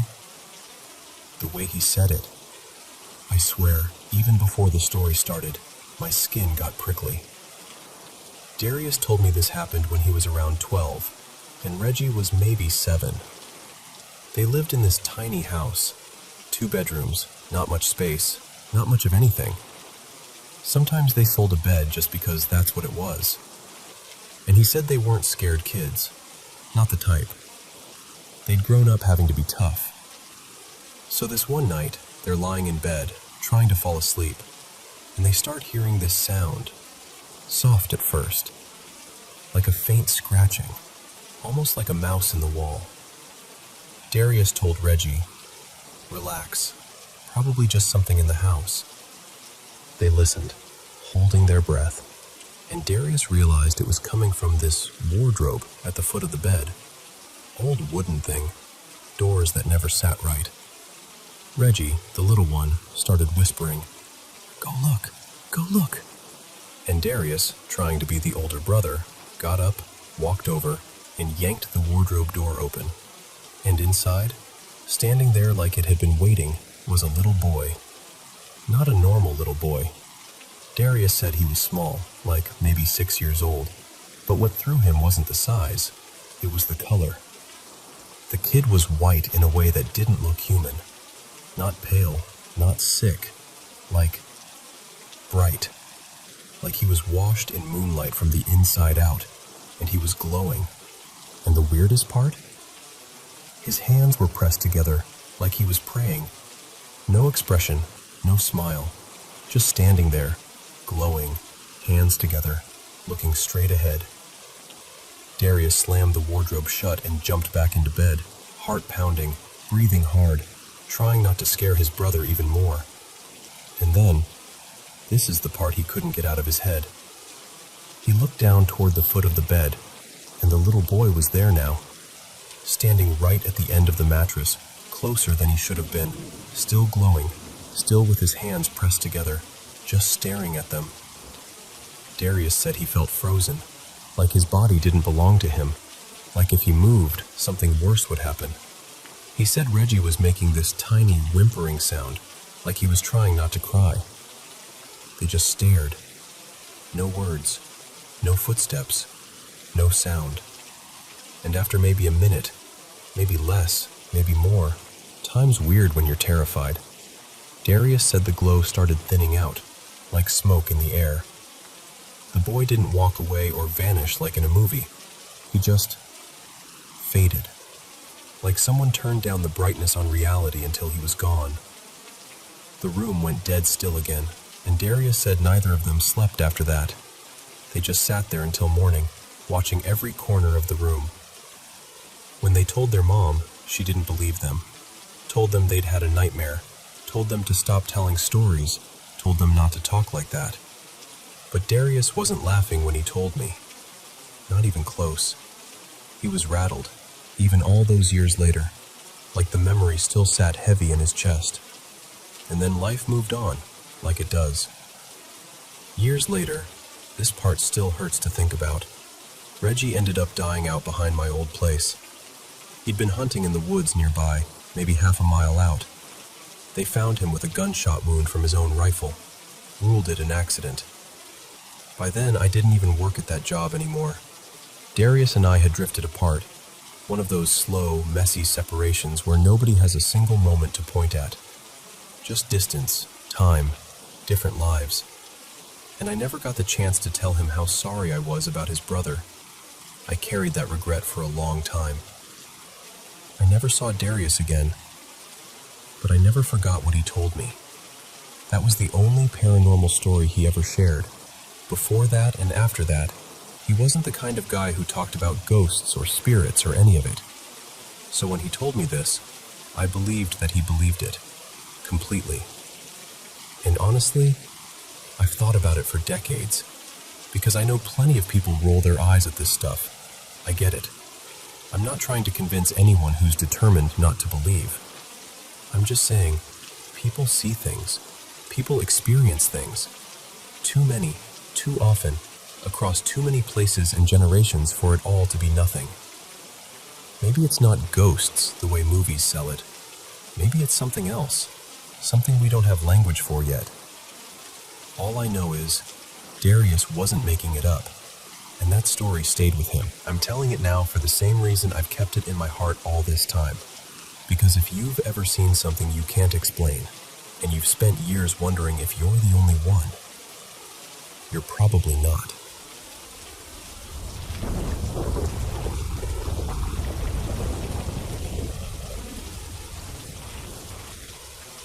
So, I grew up way out in Alaska. And when I say remote, I mean remote. Our house was basically a cabin planted in the wilderness, with mountains on all sides and this long, brutal highway that turned into an icy nightmare in winter. The nearest town was hundreds of miles away, and if my parents had to go in for supplies or appointments, they'd usually stay overnight because nobody in their right mind wants to drive a mountain pass after dark. Back then, I was the oldest kid. So when my parents left, I was the one in charge. And honestly, that responsibility sat on my chest like a weight. We were hours from a hospital. The neighbors were far enough away that yelling would have been pointless, and even if you did reach them, you couldn't exactly count on help showing up quickly.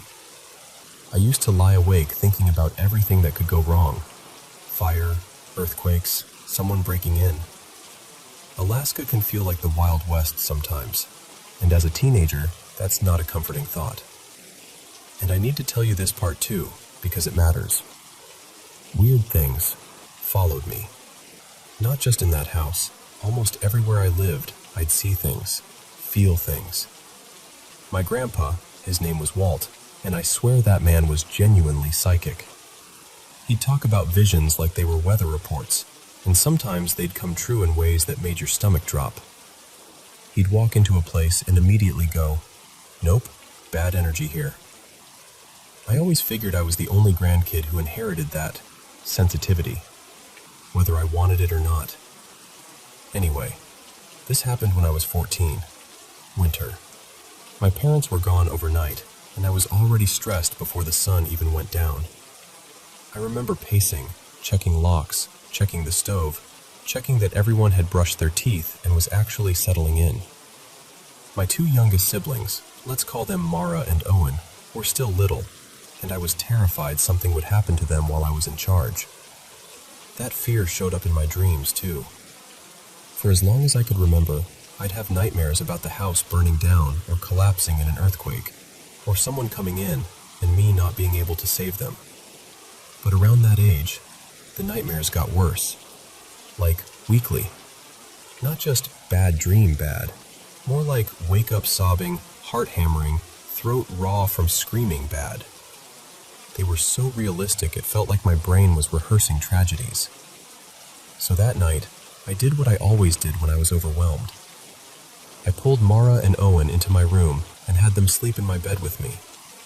It sounds sweet, but it was really me trying to keep everyone close where I could protect them. And I stayed awake for a long time, staring at my doorway like I could will the night into behaving. Then sometime after midnight, maybe 1, maybe 2, the whole cabin shifted. That's the only way I know how to describe it. It's like the air got heavier, My skin prickled. The hairs on my arms lifted. That deep, instinctive feeling that something is wrong, even if you can't explain why. I'd felt it before in other places, but that night it was stronger, sharper, like the house itself was holding its breath. I just lay there, tense, staring at the dark hallway beyond my door. I knew where my dad kept a handgun hidden. He'd shown me just in case. I knew how to use it. But the weird thing was, this didn't feel like a human threat. The gun didn't make me feel any safer at all. It felt like, whatever this was, it wouldn't matter. I must have dozed off at some point because I snapped awake suddenly, drenched in cold sweat. My eyes went straight to the clock. 3 a.m. Exactly. And immediately, my stomach dropped because the bed was empty. I ran into the hallway and checked the other kids' room. Sometimes Mara would wander and curl up with one of the older ones. But every bed was empty. Blankets tossed back like someone had gotten up in a hurry. No sleepy voices. No shifting. Nothing. I ran downstairs calling their names. No, screaming their names. My voice echoed in the cabin like it didn't belong there. I checked the living room, the kitchen, the downstairs bedroom, the entryway. Every corner felt wrong. Every room was silent in that dead, heavy way silence gets when you're alone and you know you shouldn't be. And I remember this one horrible thought cutting through everything. They're gone. You lost them. Then, like someone snapped their fingers, I woke up for real. I sat straight up in bed, gasping, and immediately looked beside me. Mara and Owen were there, sleeping peacefully, warm, breathing. The blankets pulled up to their chins like nothing had ever happened. The relief hit me so hard it almost made me dizzy. I actually put my hand on Mara's shoulder just to feel her there, like I needed proof I wasn't still dreaming. And then I looked at the clock. 3 a.m. Exactly. That's when the relief started draining away again, because right then, clear as day, I heard a baby crying. Not a faint sound, not something distant. A baby crying loudly, like it was only a few feet away. Like it was just outside my open bedroom door, around the corner in the hallway. And my first instinct, my automatic human instinct, was go help. Because you hear a baby crying and something inside you immediately wants to fix it. Find it. Pick it up. Make it stop hurting. But my entire body screamed, "Don't move." My skin crawled. My chest tightened. I felt that same heavy, wrong feeling pressing in from the hallway, like the cabin was watching me. And in that instant, my half-asleep brain finally caught up with reality. There were no babies in our house. Mara was the youngest, and she was 5. There wasn't a neighbor nearby with an infant. There wasn't anyone who could have brought a baby to our cabin in the middle of nowhere without us knowing. And even if there had been, why would a baby be crying right outside my door at 3 in the morning? The crying kept going. That awful, real infant cry. The kind that makes you picture a tiny red face, the hitching breath, that little gasp like they're trying to breathe and sob at the same time. Then the wailing again. It sounded so real it made my eyes water. It pulled at every protective instinct I had. But I stayed, frozen. I lay there staring at the doorway, not blinking, barely breathing, listening to it cry and cry and cry. And I didn't move a muscle until, at some point, I must have passed out from sheer exhaustion. When I woke up again, it was daylight. Merciful, ordinary daylight. The cabin felt normal. The air felt light again. No crying, no heaviness, no sense of being watched. I checked on everyone. All of my siblings were fine, laughing, sleepy, asking for breakfast like it was any other morning. And I remember asking my brother, he was 12, if he heard anything weird in the night. Like, did you hear a baby crying? He looked at me like I'd sprouted a second head and just went, no. And the thing is, plenty of strange things happened in that house. Enough that at the time, I almost filed it away as just another entry in the Alaska Cabin Weirdness folder. But as an adult, that night sticks with me more than anything. Sometimes I think something intelligent was trying to lure me into the hallway. Like it knew exactly what would make me move. Fear first, then a helpless baby's cry. Like it was testing which hook would work. Or maybe it was simpler than that. Maybe it just wanted to feed on the fear and panic it knew it could get from me. Either way, when I go back there now, I still notice things sometimes. A feeling, a shadow that doesn't match the light, a sense that something is standing just out of sight. But it's not as intense anymore, and I've thought a lot about why. I think it's because my biggest fear back then, losing my siblings, doesn't have the same power over me now. They're grown, they're safe, and whatever that presence was, it doesn't get the same meal out of me anymore. And honestly, that's the only rule I've learned that consistently works with stuff like this. Don't give it what it wants. Don't be afraid. Don't chase it. Don't answer when it calls you.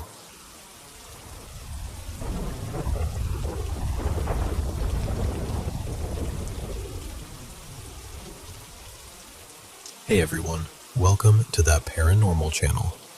How's your day going? I've been looking forward to this, just sitting down with you and sharing paranormal experiences from all over. Thank you so much to everyone who sent in their stories, and please keep them coming. They're the best gifts you could give this channel. And don't forget to subscribe and turn on notifications so you don't miss any of our latest videos. I honestly love this job. Now, turn on a small nightlight, pull the blanket up around you, and dive into today's paranormal experiences. So, let me start by saying this up front. I'm not someone who goes looking for ghosts. I'm pretty skeptical about anything afterlife or supernatural. I like explanations I can touch and measure. But then there's this story. I still don't know exactly what happened. There was no clear sighting, no booming voice from the sky, just an experience that left a crack in my certainty. This was a little over 20 years ago. It started with a fire. My wife at the time, her name was Hannah, and I lived on the 3rd floor of this old apartment building. We were young, broke, and just figuring life out with one toddler and another baby on the way. One night, the apartment below us caught fire. Thankfully, nobody was hurt. The fire didn't reach our place structurally, but the smoke did. Thick, black, oily smoke. It crawled into everything: clothes, books, furniture. The apartment reeked. It was basically unlivable. The complex felt bad about it and worked with us. They let us move into an upgraded unit for the same rent. Honestly, at the time, it felt like a lucky break. The new place was a 2-story unit. First floor was the living room and kitchen. Second floor had the bedrooms. The stairs went up along a wall that our bedroom shared, so at night you could hear every creak and footstep in the stairwell.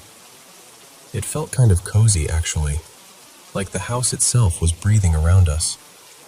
For about a week, it was fine. Stressful because, moving plus pregnancy plus toddler, but normal.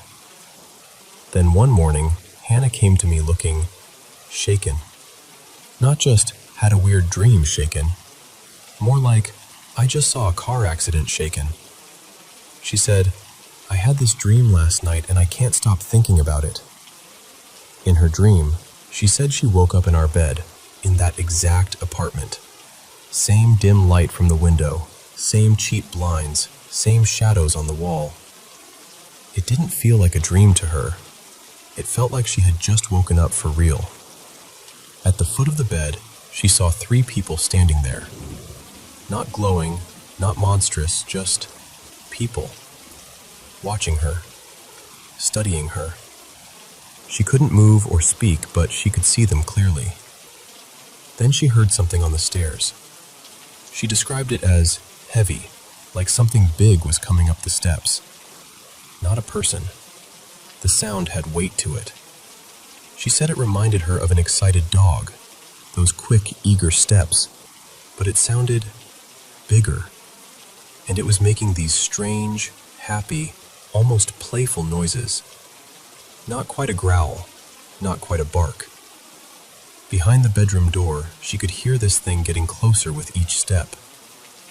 And the 3 people at the foot of the bed started getting excited. Their breathing changed. Their shoulders tightened.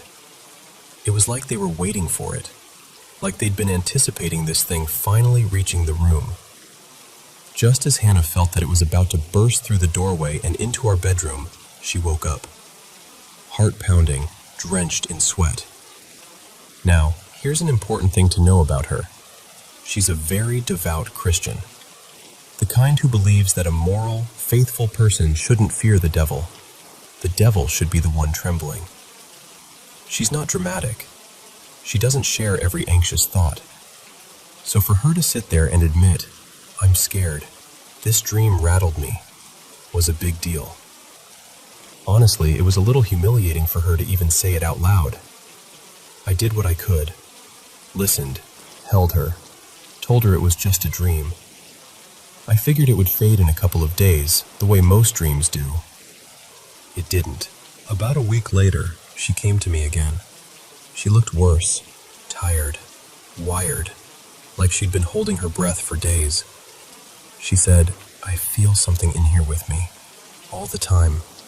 Not like a normal, "this place feels a little creepy" kind of vibe.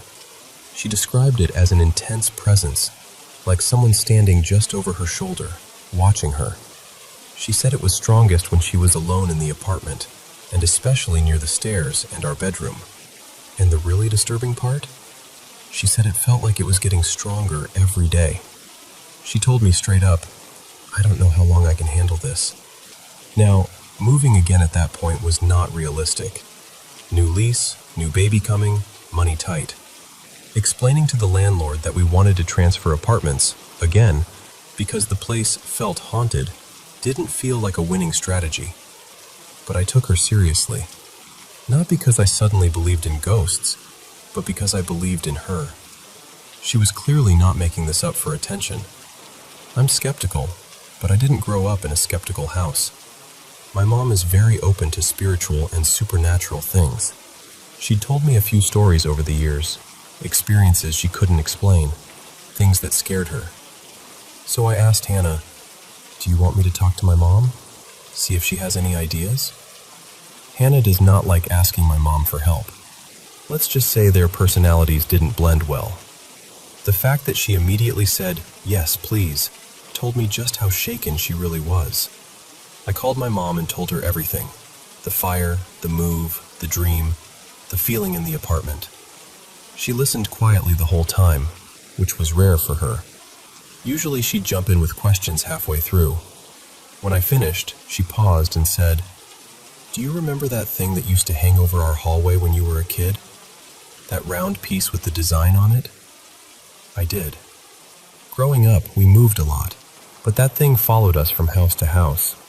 It was always hanging somewhere high, above a staircase or near a ceiling. It was about the size of a large dinner plate, woven out of thin, dark reeds. In the center, the strands formed this almost geometric wolf shape. As a kid, I thought it looked cool and kind of mysterious. I never really asked what it was. She said, "That's not just decoration. That was given to me." She went on to tell me something I'd never heard before. Around the time I was born, she said she'd gone through what she called a very bad spiritual situation. That's all she called it. No details. And that was unsettling because she'd shared other weird stories pretty openly, but not this one. Anyway, she said she ended up talking to a Native American medicine man someone had connected her with. He listened to what she was going through, made this talisman and told her, "Hang it at the highest point in your home." She did. According to her, whatever had been tormenting her stopped. Just stopped. The feeling lifted. Life settled down. And the talisman had hung in our house ever since. She said, "I'm going to send it to you. Put it in the highest place in your apartment." The next day, a package showed up. Inside was that woven circle from my childhood. Seeing it again actually made me feel weirdly emotional, kind of like bumping into an old friend who knows things you don't. Our highest point in the apartment was above the stairwell, near the ceiling that overlooked both floors. So that's where we hung it. It looked almost too small for the big white wall, but it was there, watching over the stairs. Hannah stood under it, just looking up at it for a minute. Later that evening, I asked her, "How do you feel?" She took this deep breath and said, "Better, a lot better." Like something loosened its grip. For a while, things were normal again. The talisman just became part of the background, like a weird family heirloom that happened to live with us now. Several months later, I got a job offer in another state. It was a good opportunity, so we decided to move. We slowly packed up the apartment, boxes everywhere, kids' toys in random bags, that phase where everything looks worse before it looks better. On our last day there, we were down to the final odds and ends. Cleaning supplies, lamps, the stuff you always underestimate. We'd packed the car pretty tightly. Hannah buckled both kids, our toddler and our now newborn, into their car seats. They both fell asleep on the drive over, so she stayed in the car with them while I went in to finish up. The talisman was still hanging above the stairs. I remember standing at the bottom of the steps and thinking, if I don't take that down now, I'm going to forget it. And honestly, while I had taken Hannah's fear seriously, I still wasn't convinced the talisman was anything more than a powerful placebo. So I went upstairs, carefully took it down, carried it out to the car, and set it gently on the floor behind the driver's seat. Then I went back inside to grab another armful of stuff. As soon as I stepped into the apartment, something felt off. The air felt thicker. The silence sounded different, if that makes sense. Like the whole place was holding its breath. I brushed it off, told myself I was just tired, stressed, overthinking things. I grabbed a box, took it to the car, and came back in. The second time in, the feeling intensified. I felt like I'd walked into a room where someone had just been screaming and then abruptly stopped when I opened the door. No sound, just this leftover vibration of anger. I could feel my heart rate climbing, and I hadn't even done anything yet. By the third trip, it was bad. I walked in, and every hair on my arms and neck stood up. It felt like the walls were leaning in. The best way I can describe it is this. It felt like something in that apartment was aware of me, and furious. Not just irritated, not just, "I don't like you." It felt like seething rage focused right between my shoulder blades. And it didn't feel unfamiliar. It felt like something that had been there quietly in the background, numbed or muffled, was now fully awake again. And it knew I'd taken away whatever had been keeping it in check. I remember thinking, very clearly, oh, it wasn't gone. It was sleeping. I was supposed to mop the kitchen floor, vacuum one more time, just basic move-out cleaning. I tried to push through the fear.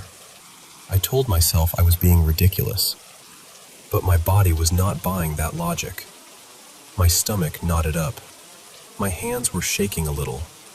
I felt genuinely nauseous, standing there with a vacuum in my hand. At some point, I just hit a wall internally. I set the vacuum down, left the mop and cleaning supplies in the corner of the kitchen, and walked out. On my way past the leasing office, I dropped our keys into the after-hours drop box. I didn't look back at the building. I remember thinking, they can keep the mop. I got in the car, trying to act normal. Hannah looked at me and said, "You okay?" I just said, "Yeah, we're done. Let's go." We drove away, talisman in the car, kids sleeping in the back, and that was it. We never set foot in that apartment again. To this day, I don't have a clean explanation. I can line things up and say, maybe it was stress, maybe it was suggestion, maybe Hannah's fear rubbed off on me. Maybe growing up with that talisman made my brain connect dots that weren't really there.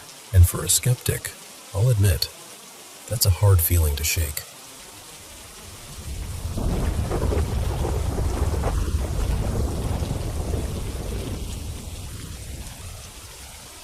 So, let me take you back a bit. This happened, a little over 10 years ago now? And even today, my dad and I still bring it up like it was last week. We're from England, right? And that year we'd gone on holiday to the States.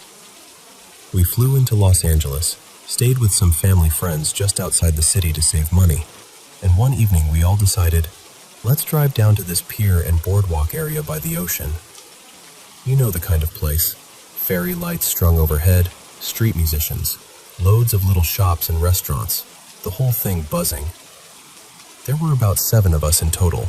Me, my dad, my mom, my little brother Jamie, and our family friends. By the time we got there, it was properly dark. The air was still warm, there was music drifting in from somewhere, and the smell of food everywhere. We eventually found this busy restaurant, some kind of grill place, and joined the line outside to wait for a table. So my dad, Mark, is standing in front of me, holding Jamie on his hip. Jamie was maybe 3 at the time, half asleep, clinging to him. I'm just behind them, kind of zoning out, people watching. And then, this guy appears. Now, I say appears, but I did see him walking toward us in my peripheral vision. He was wearing this faded red t-shirt with a little logo on the chest, dark cargo shorts, and battered trainers. He had a bit of a belly, looked like he might be in his late 30s, maybe early 40s. Skin tone kind of brown, maybe Latino, maybe native, hard to tell in that lighting. He was carrying a big shopping bag in one hand and a smaller paper bag in the other. Totally ordinary guy, right? Except his eyes. At first I didn't clock it because you don't expect it. But when he got close and lifted his head properly, I could see them. They were completely black. I mean, no whites at all. Just 2 solid, jet black orbs. Like someone had drawn them on with ink. Like holes. And the second I registered that, something in me just switched on.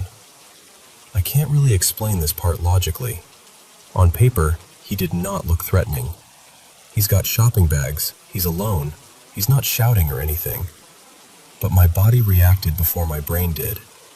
My whole nervous system just went, danger. Hard up, muscles tight. That buzzing feeling in your chest when you know something's not right. I remember thinking, I'm going to have to step in. I might actually have to fight this guy. Which is ridiculous because, again, he wasn't doing anything yet. But then I glanced at my dad, and I could see he felt it too. Now, my dad and I both trained martial arts for years, and there's this very particular way someone shifts their stance when they're ready for trouble, even if they're trying to be casual. He did that. Weight slightly adjusted, shoulders loose but prepared, eyes tracking every little movement. He still had Jamie in his arms, but it was like his whole body was quietly saying, if something happens, I'm ready. The man with the black eyes walks right up to my dad. He doesn't look at anyone else. Doesn't even glance my way at first. He stops just inside that bubble of personal space where someone's now close enough to grab you if they want to. Then he says, in this weirdly calm voice, what do you think is the difference between a man and a human being? Now, this is the part that's hard to explain without sounding completely mad. I remember the rhythm of his voice, the way his mouth moved. I remember my dad answering slowly, struggling to find words, asking him what he meant. I remember the pauses, the feeling that it was a very strange, intense conversation. But the actual content? completely blank. It's like he put up some kind of mental curtain and I was stuck on the outside of it. What makes it even stranger is that, apparently, no one else saw him. We were near the back of the line, but not far away from the others, maybe 3-4 meters max. There were people walking past us constantly, waiters weaving through, families queuing. You'd think someone would have turned their head and gone, "Who's that bloke with the weird eyes talking to them?" But they didn't. Afterwards, when we sat down and I brought it up, my mom was like, "What, man?" Our friends were the same. They remembered us stepping out of the line a little, maybe, but no one recalled seeing him at all. While we were talking to him, it felt like time changed. That's the best way I can put it. Not in a dramatic sci-fi way with everything freezing, but more like the whole world went a bit syrupy, slower, muted. The sound of the crowd seemed to pull back, like we were under a dome. I remember being hyper-aware of tiny details, the way the fairy lights flickered, the feeling of the wooden boards under my feet, the weight of the humid air. Like everything around us was on slow motion, but the conversation was happening in its own pocket. At one point, my dad said later, it felt like they were just standing there for ages. I remember these long pauses where my dad was trying to answer whatever the man was asking. Something about what we really are, and if we think we're only flesh, or something along those lines. But when I try to replay it, I just get that first question, and then static. Eventually, my dad told me his side of it. He said the guy kept circling around this idea that there's a difference between man, in the everyday sense, and human, in some broader sense. Like there are things that look like us but aren't quite us, or that we ourselves are more than we understand. He mentioned things like altered genetics, or beings that slip between what we'd call physical and something else. My dad was trying to follow, trying to answer honestly, but he said he was just as on edge as I was the whole time, ready to protect me and my brother if needed. And then there was this one moment that really stuck with him. Apparently, while the man was talking, my dad thought, if this goes sideways, I'll have to put Jamie down and hit him first before he can hurt the kids. It wasn't a plan he said out loud, obviously. It was just a protective dad thought. Right after that, the man stopped mid-sentence, looked at my dad directly, and said, "I am not your enemy." Just like that. Very matter of fact. Not offended. Almost reassuring. And then he turned his head to look straight at me. Now, from my point of view, all I saw were those black eyes. But Dad told me later that when the guy looked from him to me, he saw, this is going to sound wild, something like a vortex of light behind the man's eyes. Not a glow, not a reflection from the restaurant sign, but a sort of swirling tunnel, like he was looking through the man's face into something else.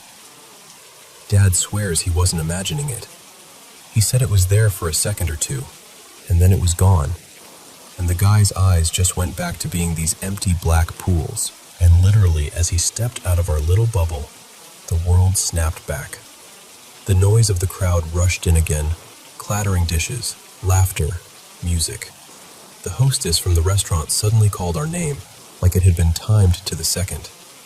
"Table for 7, she shouted, cheerful, totally unaware that my dad and I were standing there in that aftershock feeling of, what just happened? We went in, sat down, and the first thing my dad and I did, before we even looked at the menus, was stare at each other like, did you just... And we both started talking at once. We compared notes right there at the table. The feeling of danger, the fight response, the time distortion, the way no one else saw him, the black eyes, the first question. Dad told me what he remembered of the conversation. I told him how I couldn't recall anything after that opening line. We both had that same strange sense that the man wasn't whatever that means. And then life just went on. For years, I barely thought about it. Every so often, something would trigger the memory. A crowded street at night, someone asking a deep question out of nowhere, and it would all flood back. And I'd text my dad, or he'd bring it up over a beer, and we'd go, "Still can't explain it, can we?" We still can't. All I know is, that night, on a busy boardwalk in California, surrounded by hundreds of people, it felt like time bent, the world tuned out, and someone, or something, stepped in just long enough to ask us a question we still don't really know how to answer. What's the difference between a man and a human?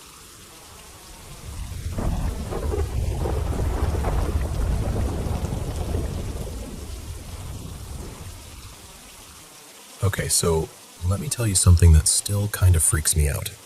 In a good way. When I was a kid, I was about 11, so this was around 2010. I had this really strange dream. Not scary, just different. It felt weirdly familiar, like remembering a place you're sure you've never been to. In the dream, I'm just sitting on this old wooden bench in a park. Thing is, I never went to that park, not in real life. It's quiet, a little cloudy, and I'm just sitting there, doing nothing. Then this older man, maybe in his 70s, walks over. He's wearing this dark green suit that looks slightly old-fashioned, like something from an old photograph. He sits down right next to me, like he's done it 1,000 times. What really stuck with me was his throat. There was this thick, pale scar curving around his neck, like something tight had been around it for too long. Even in the dream, I remember thinking, that must have hurt. I don't remember every word of our conversation now, just flashes of it. I remember feeling completely calm with him, like I'd known him forever. We were talking about my mom, about school, normal little things. At one point, I remember asking him, "What happened to your neck?" And his face changed. He looked sad and tired, but also sort of proud. Near the end of the dream, he turned toward me, reached out, and took my hand in both of his. His hands were warm and a bit rough, like he'd done a lot of work in his life. And then he said to me, very clearly, "I'll always look after you, you and Lenny." And in that moment, when he touched my hand, I got chills all over my body. That's actually the part that still gets me, because that feeling was so intense it woke me up. And even now, telling you this, I can almost feel it again. The next morning, I wandered into the kitchen while my mom was emptying the dishwasher. I was still kind of shaken up, so I just started telling her about the dream, every detail I could remember. The bench, the suit, the scar, how he spoke to me.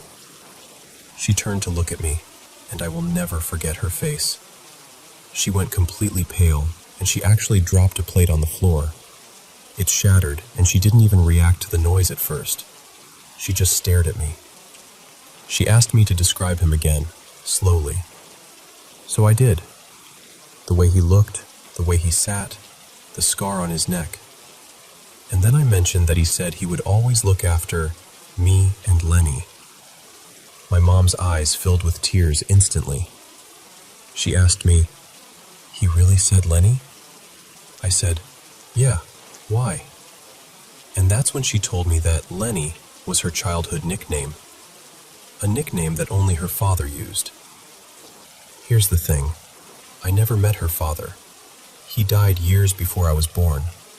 I'd seen maybe 1 or 2 photos of him in passing, but we never really talked about him much. I didn't even remember his name then, just that in the dream, I somehow knew who he was. I told her about the scar and how I'd asked him what happened.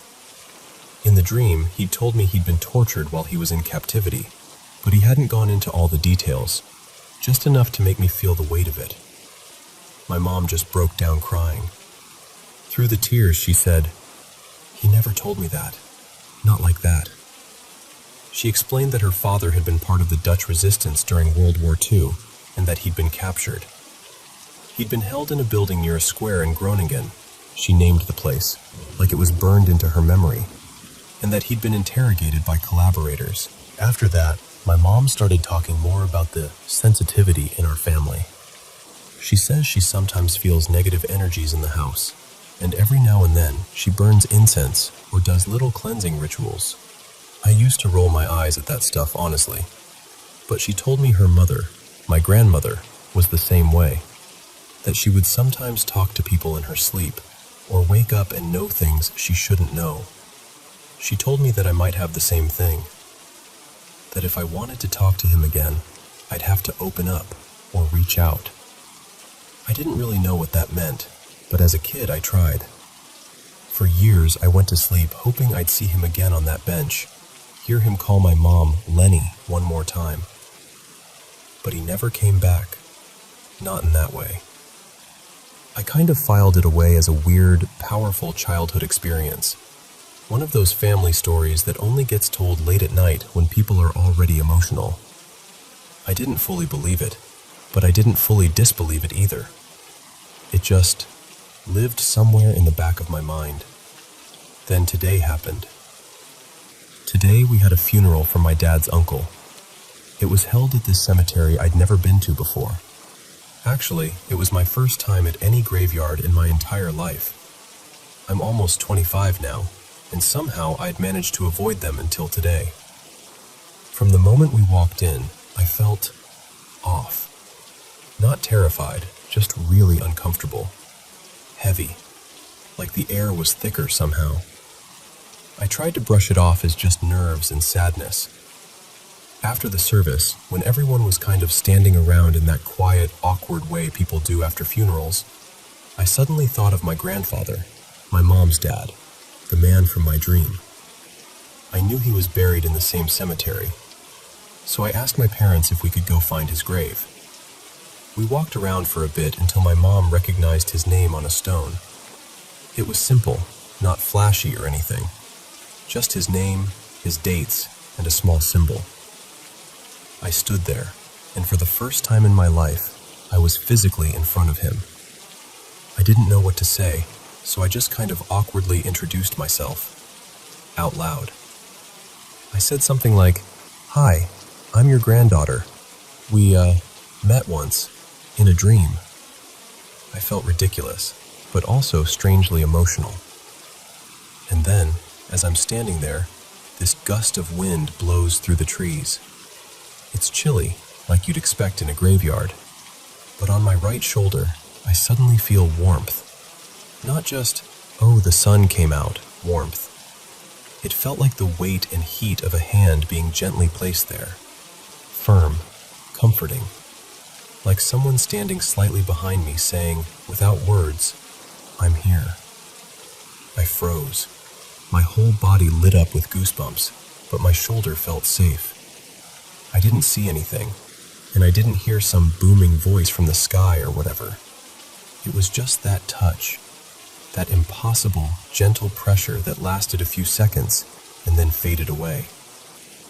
I stood there, staring at his name, and I just whispered, "Thank you."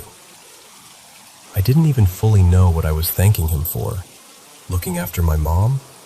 Watching over me? Showing up once when I needed him? All of it, maybe.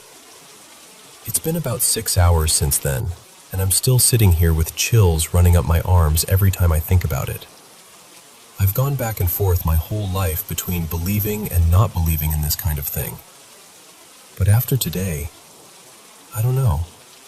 It's harder to just shrug it off as coincidence. Maybe it was all in my head. Maybe it was grief, or suggestion, or the wind doing something weird at exactly the right moment. But maybe, just maybe, it really was an old man in a dark green suit, still keeping his promise to look after me and his little Lenny from wherever he is now. And honestly, I kind of hope it was.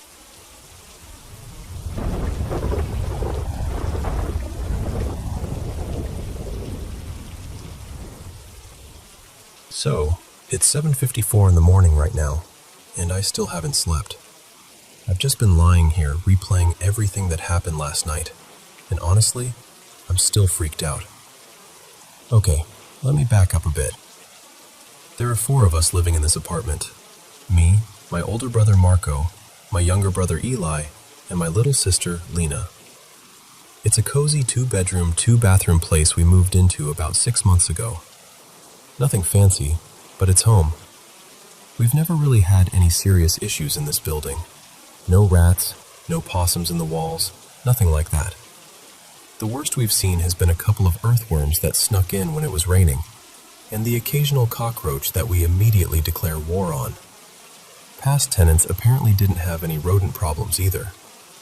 So, last night, well, technically this morning, it was around 12:10 a.m. or so. Things were pretty normal. I was in the shared bedroom with Lena, and Eli, who works this weird 2 p.m. to 10 p.m. remote shift with people in different time zones, had just finished work. He came into our room, dropped onto his mattress, and said something like, "Wow, it's already past midnight?" Lena heard that and was like, "Okay, we should really go to sleep now." I usually sleep when Lena does, habit from us getting ready for bed at the same time.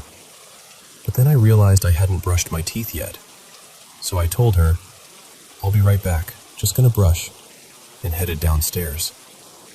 And literally the moment I stepped off the last stair, I got this weird, heavy feeling, like the air had changed somehow. For context, this wasn't the first time I'd gone downstairs alone at night to brush my teeth. I do it all the time. And yeah, it's normal to feel a little creeped out when you're alone in the dark. I'm not new to that. But this was different. It wasn't just, oh, it's dark and spooky. It felt off. So the layout is kind of important here. When you come down the stairs, the bathroom is to the left. The kitchen is a bit farther down, on the right. And then there's this weird little empty room outside, like a storage room or something, that you can see through the kitchen window and through this tiny, high-up window in the bathroom. That little room has no light. At night, it's just pure black, like someone cut a square out of the world. Even in the daytime, it's a little unsettling, but at night, it's just pitch darkness. You feel like if you stare too long, something might look back. So I go to the kitchen sink to brush my teeth. Yeah, we do it there because the bathroom sink is tiny and the water pressure is pathetic. And while I'm brushing, I get that prickly feeling that something is watching me through the window over the sink. Again, not the first time I've had that feeling. I tell myself, "You're just paranoid, chill," and keep going. I finish up there and head to the bathroom because I really don't want to wake up at 4 a.m. needing to pee. And in the bathroom, it's calm, completely normal. That's actually what weirded me out. Usually, late at night, I get this creepy sense like something is hovering on the other side of that little upper window, just out of sight. But this time, nothing. It felt like daytime. Calm, quiet, still. Like the calm before a storm. Anyway, I finish my whole routine. Face, skincare, bathroom, all that. And by the time I'm done, it's a little before 1 a.m. I turn off the kitchen light and start heading upstairs. Normally, I switch it off from the top before going into our room, but that night, I didn't. The switch is near the little foyer, not right by our bedroom door, and the idea of standing in the dark hallway, turning off the light, and walking blind to my room? Absolutely not. Our room light was already off because Lena was asleep, and I didn't want to wake her, so I just left the hallway light on. I go into the room, flop onto my bed, and scroll through TikTok like a responsible adult who definitely isn't ruining their sleep schedule. Eventually, my eyes start to feel heavy. I put my phone down, and I'm in that half-asleep, half-awake zone where your brain is still kind of listening. And then I hear it. This sharp little click. It sounded exactly like when someone tries to open a locked door and the lock just catches. My immediate thought was, okay, calm down. It's probably just my glasses shifting on my messy desk. They make a similar sound if they slide against something. So I force myself not to overthink it. And then, a few seconds later, something starts scratching at our bedroom door. At first, I freeze, completely. My heart is pounding so hard I can hear it in my ears. I try to be logical. Maybe it's a mouse. Maybe this is the one time a rat found its way in, and I'm just unlucky. It happens, right? But I know this building. We've never had rats. Ever. The scratching doesn't sound small. It's not a light little skitter at the bottom of the door. Whatever it is, it's moving around, like it's testing different spots. There's scratching around the doorknob, then in the middle of the door, then back toward the knob. I get up, because my brain is screaming at me. What if the door isn't locked? So I stumble over in the dark, my legs feeling like jelly, and reach for the knob. It's closed, locked, and I just stand there with my hand on the doorknob, listening. The scratching keeps going. It's not gentle. It's not an angry clawing either. It's insistent. Like something wants in but isn't in a rush. Almost like a dog pawing at a door. But here's the thing. We don't have a dog.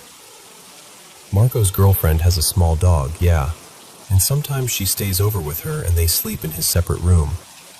But before I went into my room, I only saw one pair of slippers outside Marco's door. Just his. No girlfriend, no dog.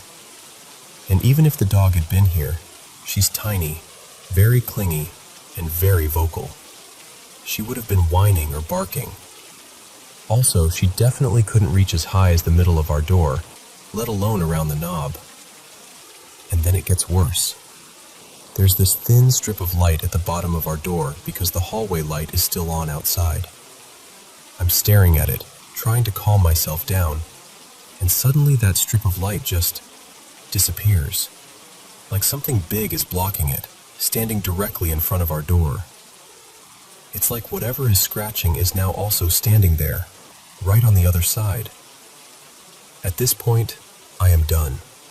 I'm not trying to be brave. I'm not trying to be the main character. I'm just a terrified person in pajamas who does not want to get dragged into some horror movie side plot. So I do the only thing that makes sense to me. I wake up Lena. I crawl over to her bed and start whispering urgently. Lena, wake up. Wake up. Please. My voice is shaking so badly that I wake Eli up too. They both sit up and listen. And I can tell immediately that they hear it, because their faces change. It's not one of those moments where they're like, it's just the pipes, or you're imagining things. The scratching is loud. Wrong. It's circling the door like it owns the hallway. Then Eli decides he's going to be that guy, the horror movie character you scream at through the screen. He grabs his flashlight, stands up, and starts walking toward the door like he's about to negotiate with the unknown. I whisper, "What are you doing? Don't open it. Seriously, Eli, don't." I'm imagining the door flying open and something just rushing past him straight at us. He puts his hand on the knob. I'm standing there holding my breath, absolutely convinced this is the moment my life turns into one of those based on a true story documentaries.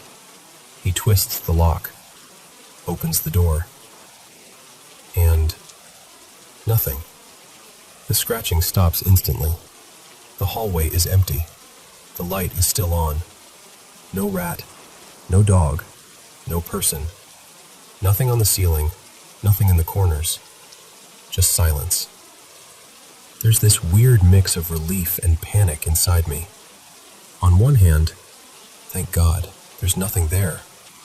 On the other, if it wasn't there, where did it go? And what if opening the door just let it in? Eli, being Eli, steps fully into the hallway.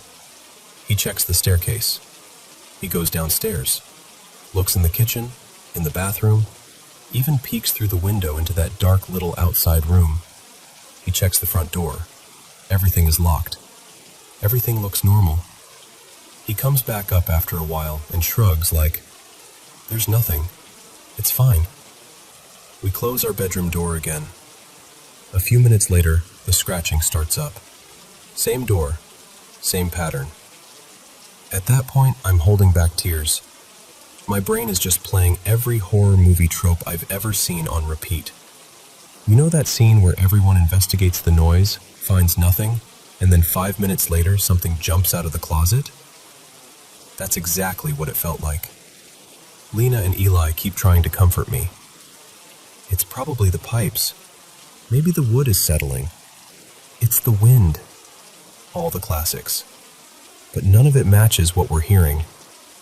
Wood settling doesn't move around the doorknob. Pipes don't block the light under the door. By then, it's around 2 a.m., and I am absolutely not sleeping. I tell them straight up, I'm not closing my eyes with that thing out there. So we compromise. Eli helps me push our dresser against the door. It's not the world's heaviest dresser, but it's something. Mentally, it helps. If something tries the door again, at least it won't just swing open. Eventually, pure exhaustion wins. My body basically forces me to pass out. But the night isn't done with me yet. I wake up again sometime between 3:40 and 4 a.m., covered in cold sweat. You know when you bolt awake with that awful feeling like someone is standing right next to your bed? That's how it felt. I didn't hear anything this time. No scratching, no clicking. Just this deep, heavy dread, like the air in the room had changed again. People call it the witching hour, and honestly, in that moment, it felt exactly like the kind of time where everything is just wrong. I'm lying there, heart racing, too scared to move, absolutely convinced something is in the room with us now. Not outside the door, not in the hallway, but inside. I reach over and turn my little nightlight back on. Yeah, I have a nightlight at my big age. I'm not embarrassed. At that moment, it felt like a tiny shield between me and whatever might be watching. I kept that thing on until the first light of morning started creeping in through the curtains. I don't know how much I actually slept after that. It was more like dozing with one eye open. When the sun finally came up and the room was bright again, everything felt normal. No scratches on the door that we could see. No weird marks. The dresser was still in place. The hallway looked the same. The apartment looked like just our apartment. I'm not saying it was definitely something paranormal. Maybe there's some weird logical explanation. Some animal we've never seen before. Some strange building noise I don't know about. Honestly, at this point, I don't even care if the explanation is boring and logical or straight up supernatural. I just want something that makes sense, because lying awake with no answer, replaying the sound of those scratches over and over, that's the part that scares me the most.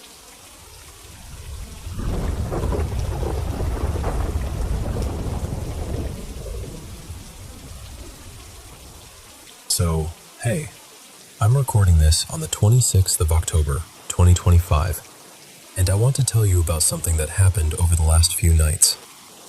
I'm from India. Right now I live in a small town in Maharashtra, and we just had Diwali.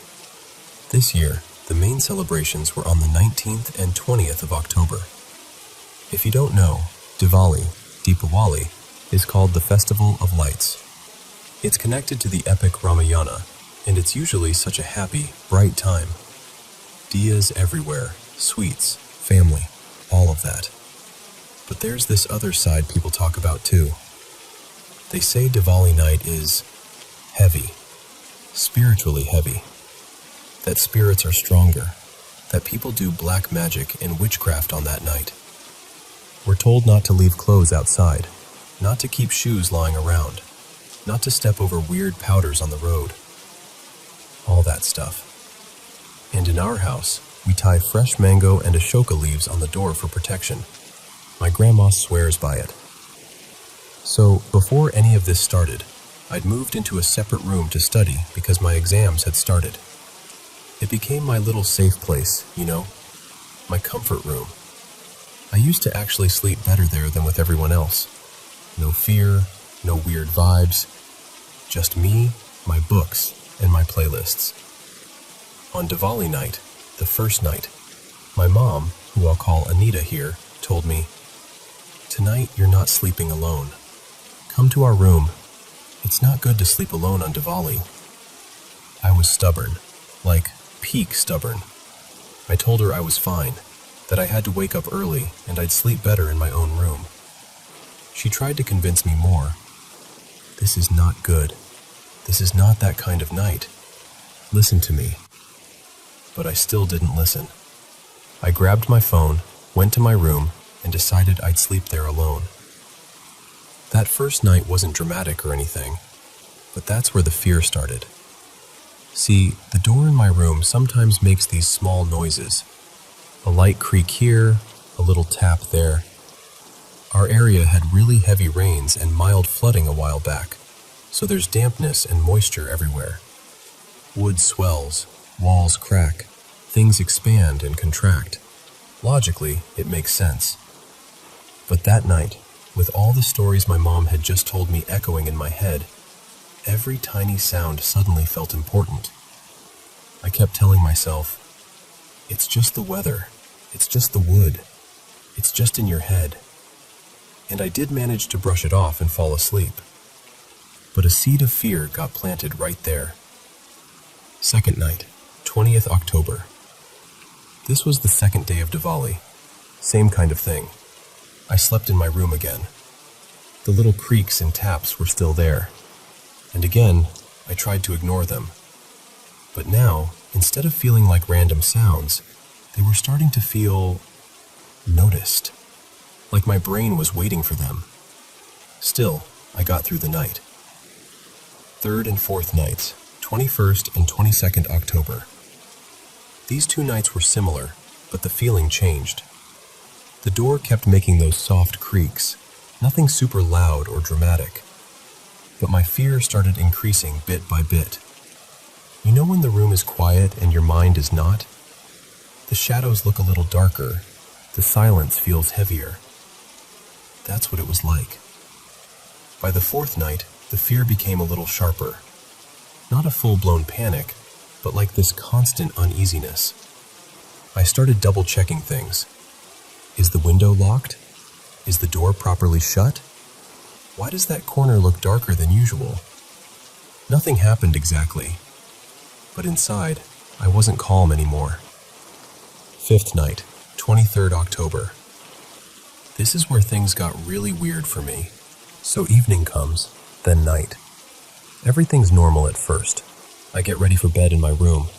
The main light is off, and there's this small, warm, orange night bulb on. It usually makes the room look cozy. But that night, it just made everything look strange. Like the shadows were softer, but also more alive. I lay down on my bed.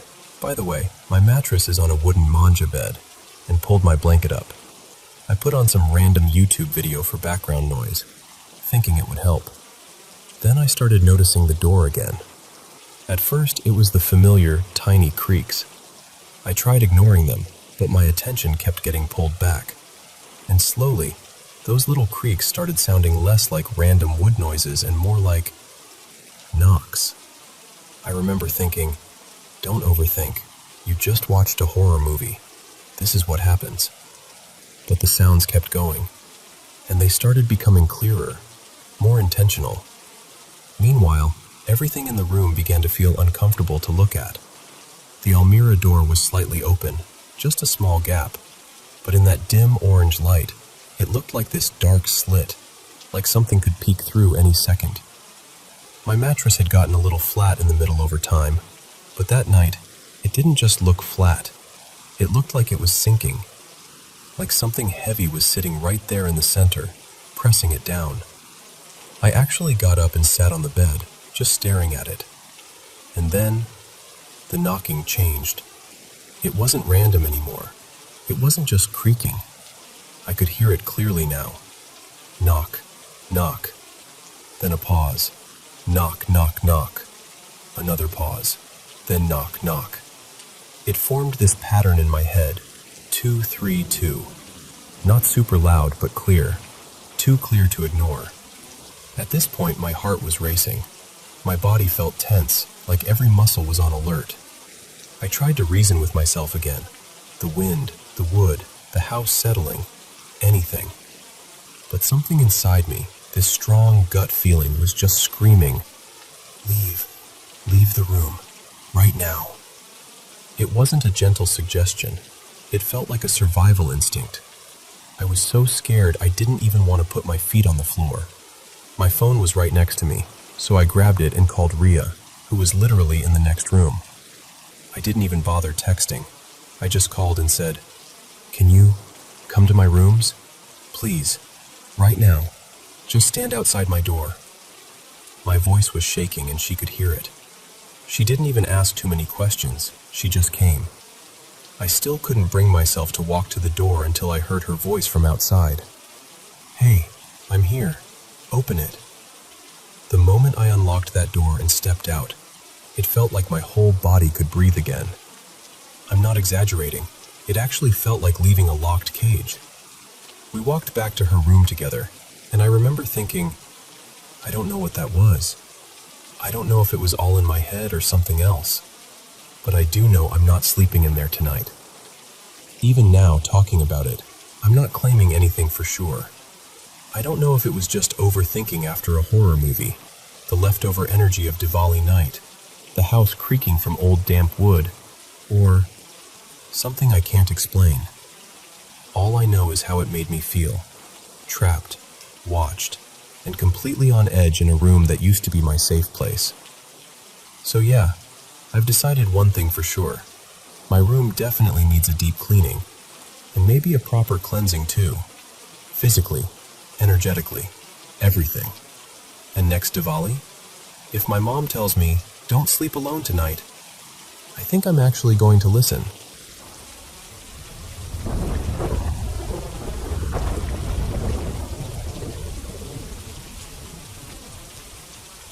You know, for a long time I lived with this tight knot in my chest. Years of intense anxiety, these deep fears I couldn't put into words, and a kind of inner pain that made even ordinary days feel heavy. On the outside, I was functioning. On the inside, I felt like I was always bracing for something terrible. My grandfather, my Nono Leo, was the one person who made me feel completely safe. We had this quiet understanding between us, like we didn't need many words to get each other. At the end of 2019, he started showing signs of dementia. It was subtle at first, forgetting small things, repeating the same story twice. Then it got worse. I stayed close to him all the way until he passed in 2021. I was there for hospital visits, confused conversations, and also for these unexpectedly tender moments, when he would squeeze my hand and suddenly look perfectly clear, just for a second, like he'd come back from far away to say, "I'm still here." After he died, I started dreaming about him. At first, they were just dreams, but then they became different. They were sharp, structured, almost more real than being awake. In these dreams, he was lucid, present, and so gentle. It started to feel like he wasn't just visiting, he was trying to show me something. Over time, I understood it as a kind of plan. A very big, very precise plan to save me. One afternoon, I went to visit his grave. I remember the sky was that pale, washed-out blue you get in early spring. Someone had put artificial roses there, bright and plastic, almost too perfect. And right in the middle of them, pushing through the gravel, there was a single, real dandelion. I don't know why, but it stopped me in my tracks. That night, I dreamt of him again. We were sitting at his old kitchen table. He looked at me with that same knowing gaze and said, almost playfully, "Next time you go there, blow on the dandelion. Do it as a sign that you want to be free." The next time I visited, I actually felt a bit silly, but I did it. I leaned down, took a breath, and blew the seeds into the air. As they scattered, something inside me shifted.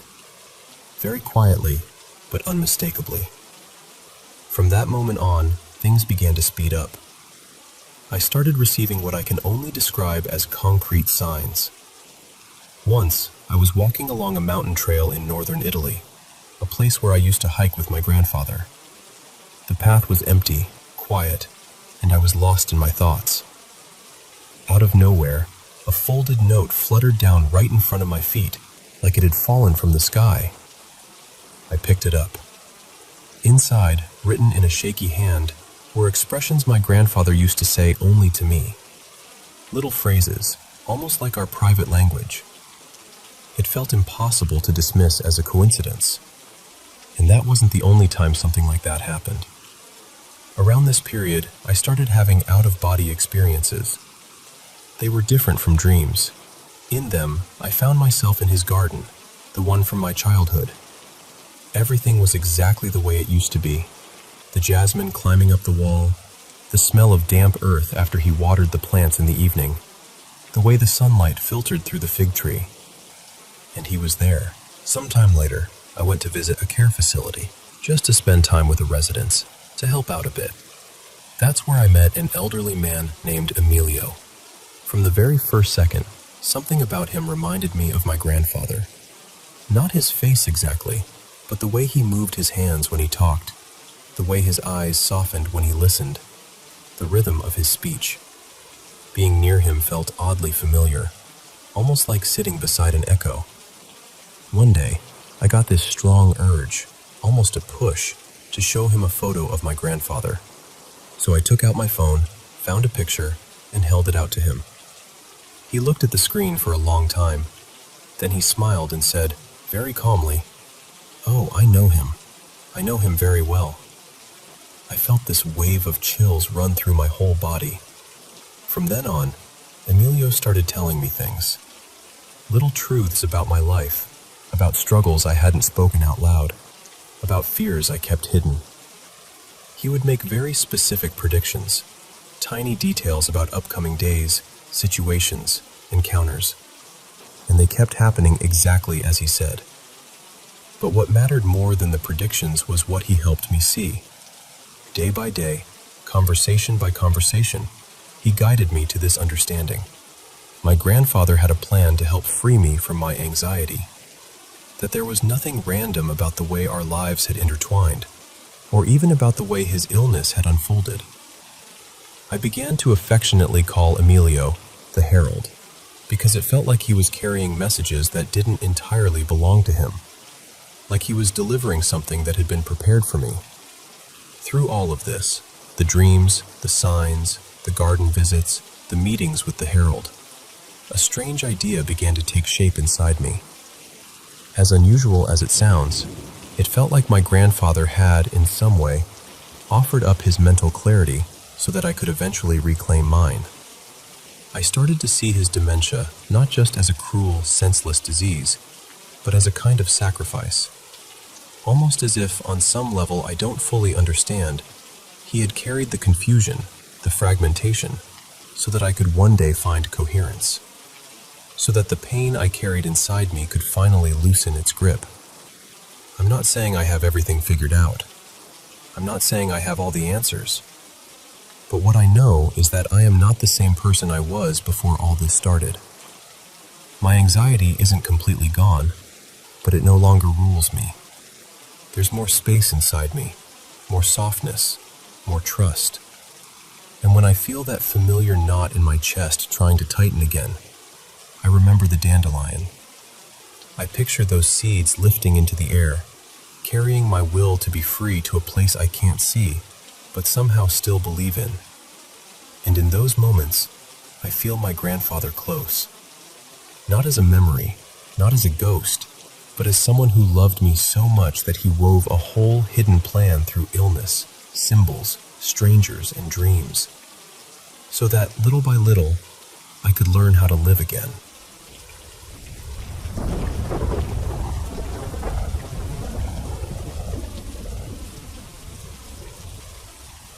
So, okay, let me just walk you through this because I'm still trying to make sense of it myself. This happened early this morning, out in the Alabama hills. It was around, 2-ish? Something like 2:15, 2:20 a.m. And I can't stop replaying it. I grew up on the east side, born in Independence, raised in June Lake. So I've been up and down that stretch of 395 my whole life, almost 3 decades now. A couple years back, rent got ridiculous, so I built out a van and moved into it. Honestly, it suits me. I love being out in the middle of nowhere. I feel more relaxed when I'm away from other people, tucked down some dirt road where nobody's going to bother me. Last night, I was driving back up from Southern California and decided to break up the drive by camping in the Alabama hills. The plan was pretty simple.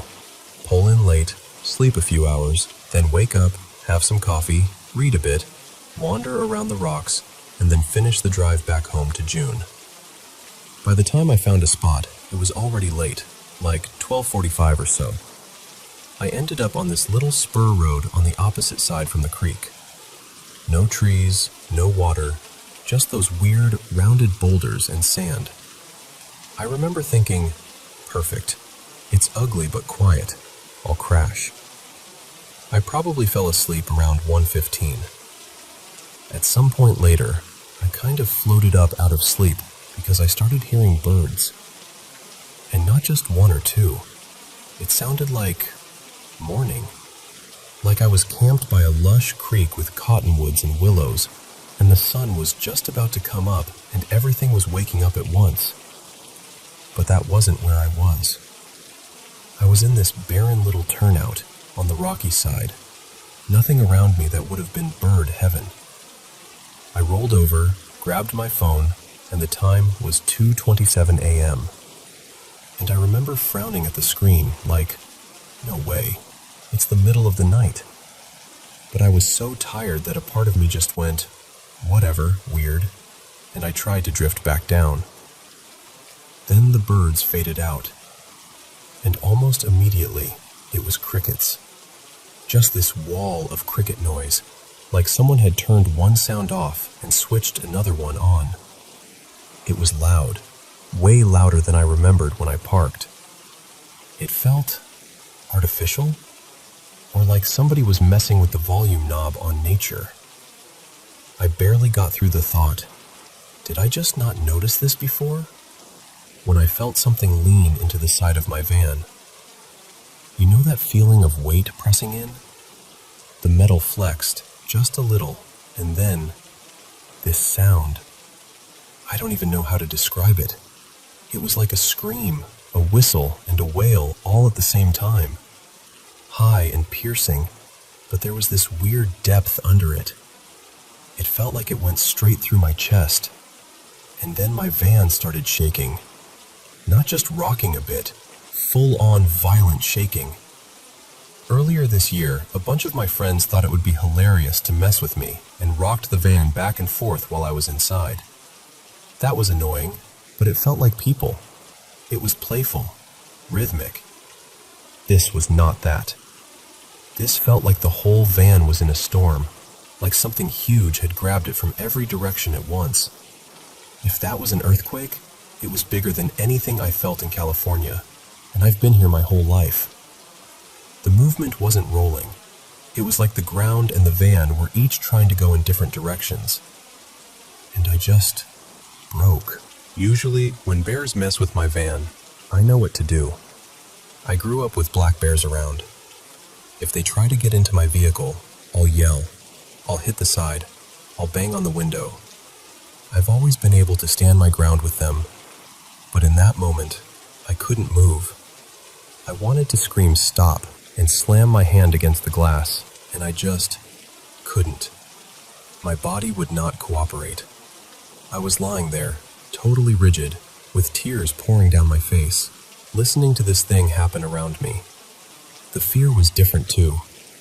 I'm used to normal fear, adrenaline, heart racing, brain making plans. This wasn't that. This felt like something heavy in the air, pressing down on me from the outside. Like the whole space around the van was saturated with this, I don't know, presence. It felt evil. I don't use that word lightly, but that's the only way I can describe it. It didn't feel like my own anxiety spiraling. It felt like stepping into a room where something terrible has happened, and your body knows before your brain does. Just this objective, crushing dread. I honestly thought, okay, this is it. I'm going to die here, in my stupid van, in this random turnout off Whitney Portal Road. I have no idea how long it lasted. It might have been 30 seconds. It might have been a few minutes. In my head, it felt like forever. The shaking finally stopped. The sound cut off. And then there was nothing. No crickets, no birds, not even wind. The silence was almost worse than the noise. It was that thick, ringing silence you get after something explodes, where your ears are trying to catch up. I stayed under my blanket like a little kid, shaking and sobbing, listening to absolutely nothing. After a while, I'm guessing 10 minutes, maybe more, I realized I couldn't just stay there. The fear was still there, but underneath it, there was this clear thought. You need to leave. Now. So I forced myself to move. I got some clothes on, grabbed my little combo knife/shovel I used to dig cat holes, and cracked the van door open as quietly as I could. Part of me was terrified something would be standing right there, but outside, it looked normal. I turned my headlamp on low and started checking around my van. I expected to see something. Bear tracks, shoe prints, fresh tire tracks, anything. The dirt out there usually records whoever's been around. Nothing. No bear prints, no human prints I hadn't already made, no new tire marks. I hadn't heard another vehicle pull in or leave while all this was happening either. If a truck had been messing with me, I would have heard it drive off. That was the moment my fear turned into this cold, unsettled feeling. I climbed back in, started the engine, and just left. I didn't even bother pulling my bedding together. I just threw it aside and drove. When I finally got service, I pulled over and checked the earthquake reports for that time, somewhere around 2:30 to 3 a.m. in the Lone Pine area. Nothing. No recorded quakes that matched what I felt. Driving down from Whitney Portal, past town, I could still feel that oppressive heaviness sitting in my chest. And then, as I got farther south on 395, it started to loosen. By the time I was passing Manzanar, it felt like whatever had been on me was finally wearing off. Normally, I hate sleeping at rest stops. I don't like being packed in with strangers. I'm way more nervous about people trying something than I am about animals. But when I pulled into that rest stop south of Big Pine and saw other cars with people sleeping in them, I could have cried from relief all over again. Nothing. I checked again in the morning light, really carefully. No new gouges, no dented panels, nothing bent or twisted. From the outside, it was like the night had been completely uneventful. And that's honestly the part that keeps bothering me. If it had clearly been a bear, or an earthquake, or some drunk person messing around, I'd still be shaken up, but I would have a box to put it in. Instead, I'm left with this experience that feels like it doesn't fit anywhere. For what it's worth, I was camped just east of this rock formation people call Nightfall Rock, in a little side canyon folks around there sometimes refer to as Ranger's Cut in the Alabama hills. I know it's close to LADWP land, and yeah, I probably wasn't supposed to be exactly where I was. The plan was to pull in late, leave early, and just catch a few hours of sleep. After what happened, I don't think I was there even 3 hours total. I'm not trying to jump straight to, it was something supernatural. That's not usually how my brain works. The real reason I'm telling this is because I'm hoping someone who knows the Lone Pine area better, especially around that part of the hills, might have some stories or some kind of explanation. Maybe there's local lore, or maybe someone's had something similar happen out there. Right now, I'm just rattled.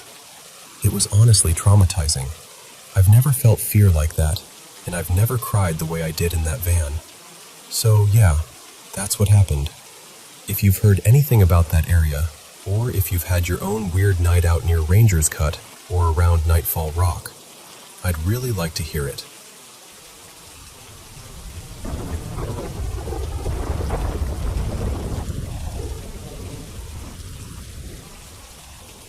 Okay, so This all really starts a long time ago, when I was still a teenager. I grew up in one of those tiny towns where there's absolutely nothing to do. You know the kind. One blinking stoplight, the same 3 restaurants, everybody knows who your grandparents dated. Back then, my friends and I were really into urban exploring and chasing ghost stories.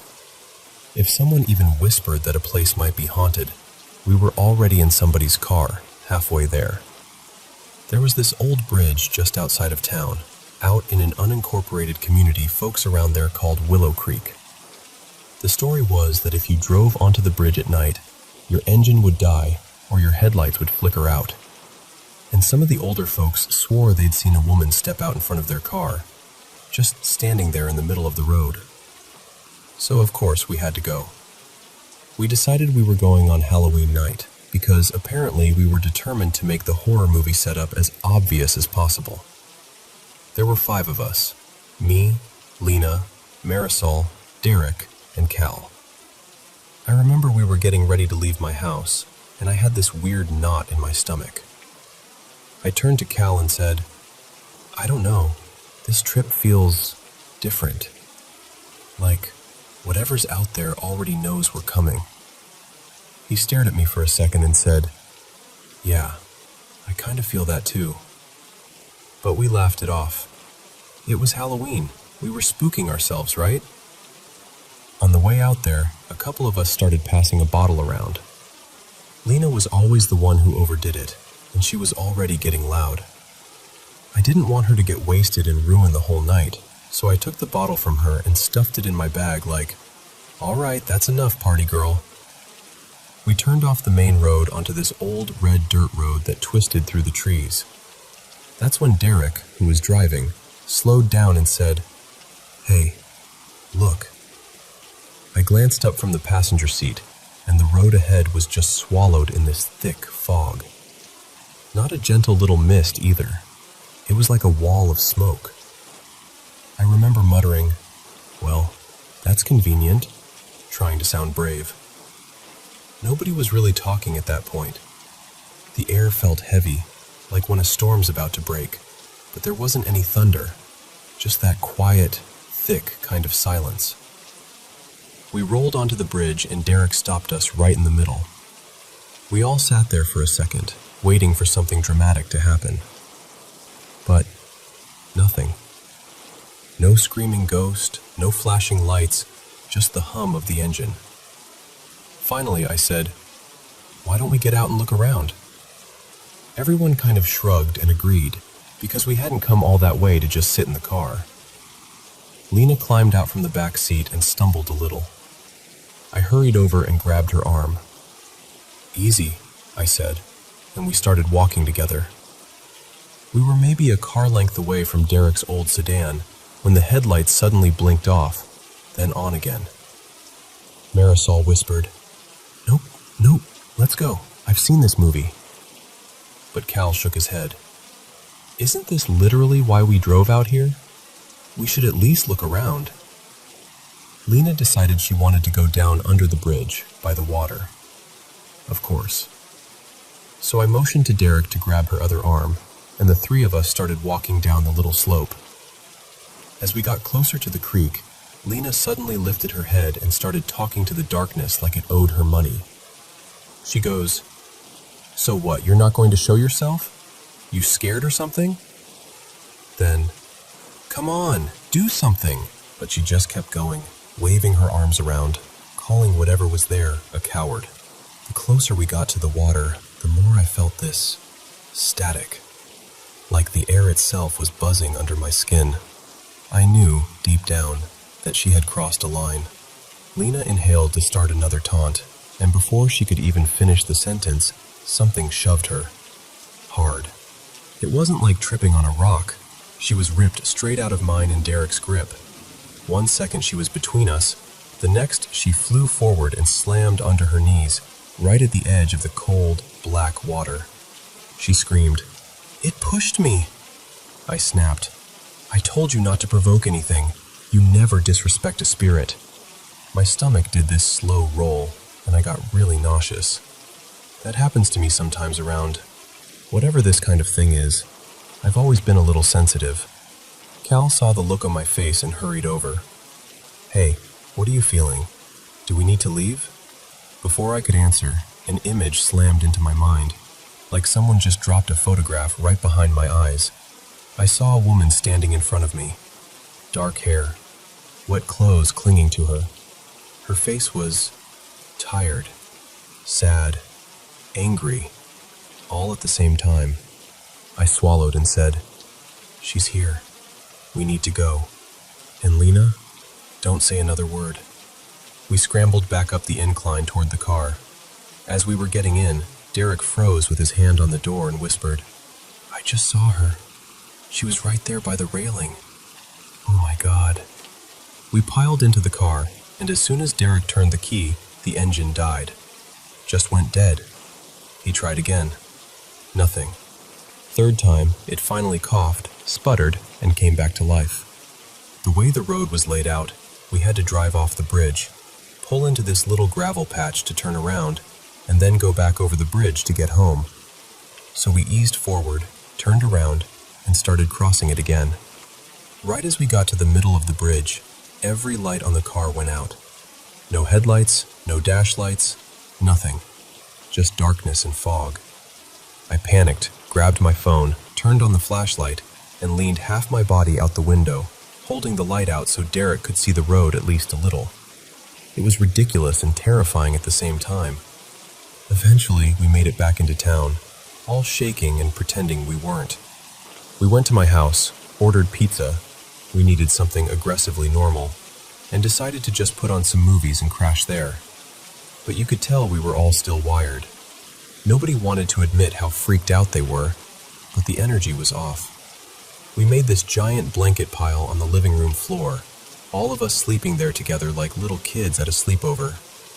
At some point in the night, I heard someone say my name, soft but clear. "Alex." I opened my eyes, looked around. Everyone was out cold. No one had moved. I kept drifting in and out of this restless sleep, and every time I closed my eyes, my dreams shoved me back onto that bridge. The fog, the water, that woman. Before the sun had fully come up, the doorbell rang. It was so early, it made all of us jump upright. I looked at the clock. It was 6 a.m. I got up, crept to the front door, and peeked through the window. Standing on the porch was a longtime family friend, my Aunt Rosa. Now, she's not my aunt by blood, but we've called her that our whole lives.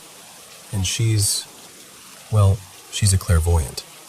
That's just always been part of who she is. I opened the door and let her in. She looked at me with this narrowed, suspicious expression and didn't say a word. Then she went straight past me and headed up the stairs. "Alex!" she shouted. We all sat up at once. "Yeah?" I answered, heart racing. Aunt Rosa appeared behind my mom, calm as anything, and asked, "Alex, where were you last night?" I hesitated. Part of me wanted to lie, but this is a woman who has known things about me I'd never said out loud. If she was asking, she probably already knew. My mom said, "Get upstairs and talk to your Aunt Rosa. Now." So I dragged myself upstairs to my room. Aunt Rosa was already sitting on my bed like she'd been waiting there for an hour. She patted the mattress. "Sit," she said. "Where did you kids go last night?" Because she followed you home. My skin went cold. "We went to the bridge," I started. She cut me off. "The one out on Willow Creek Road?" I nodded. She shook her head and sighed. "Why would you go out there, after what happened?" I blinked at her. "What happened?" She called out, "Maria, come here a minute." My mom came into the room, already looking guilty.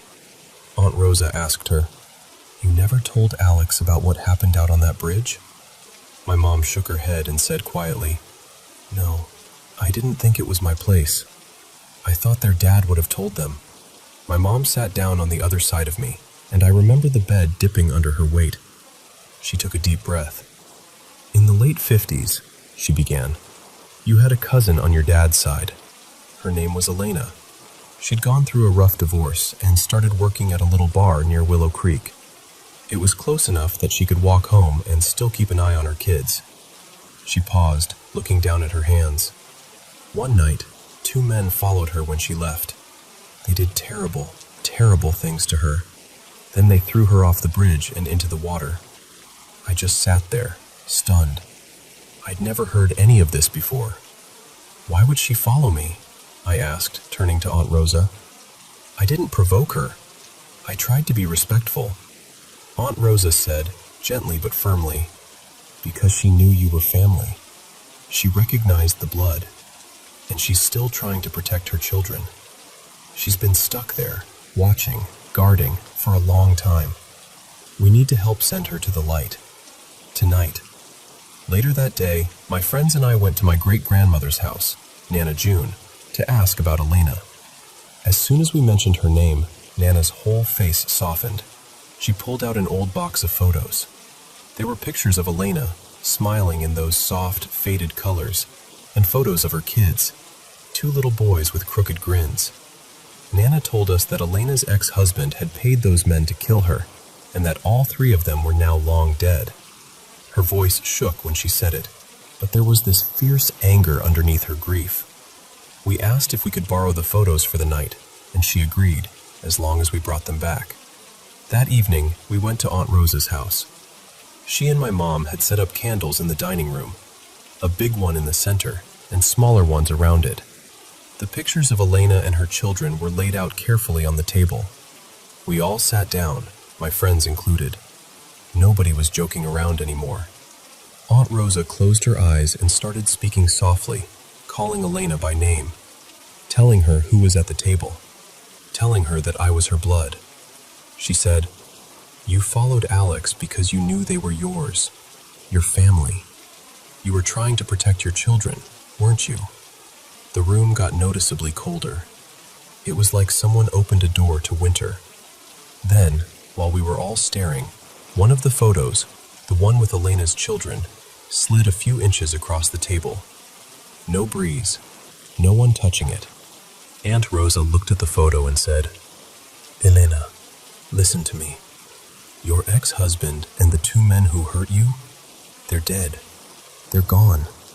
They are not near your boys. They are not near anyone. You don't have to stand guard anymore."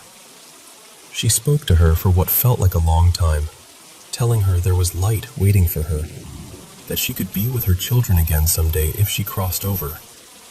She told her that staying there, trapped in anger and fear, wasn't helping them anymore. The temperature kept dropping until I could see the faintest bit of my breath. I wrapped my arms around myself, shivering. I closed my eyes for a moment, and there she was again, clear as before. Elena. She looked so tired, but there was a softness around her now. She looked at me, and I heard, not with my ears, but somewhere inside, a quiet, "Thank you." In my mind, I saw her turn away from the bridge, away from the dark water, and walk toward this soft, bright light. No drama, no choir of angels, just relief. Right then, the largest candle on the table went out all at once. No flicker, no sputter, just gone. And almost immediately, the cold in the room lifted. The air felt normal again. For me, that was all the confirmation I needed. I knew she was gone. Not erased, not forgotten, just finally at peace. People around there still tell stories about Willow Creek Bridge. Old legends stick around, you know. But as far as I've heard, there hasn't been any real paranormal activity out there since that night. A while back, I drove out that way again. Just me, in my own car, on a quiet afternoon. The bridge looked smaller than I remembered. They usually do, when you go back as an adult. I pulled over, got out, and stood by the railing, looking down at the water. No fog, no static in the air. Just the sound of the creek moving along like it always had. And for the first time, I didn't feel scared or watched.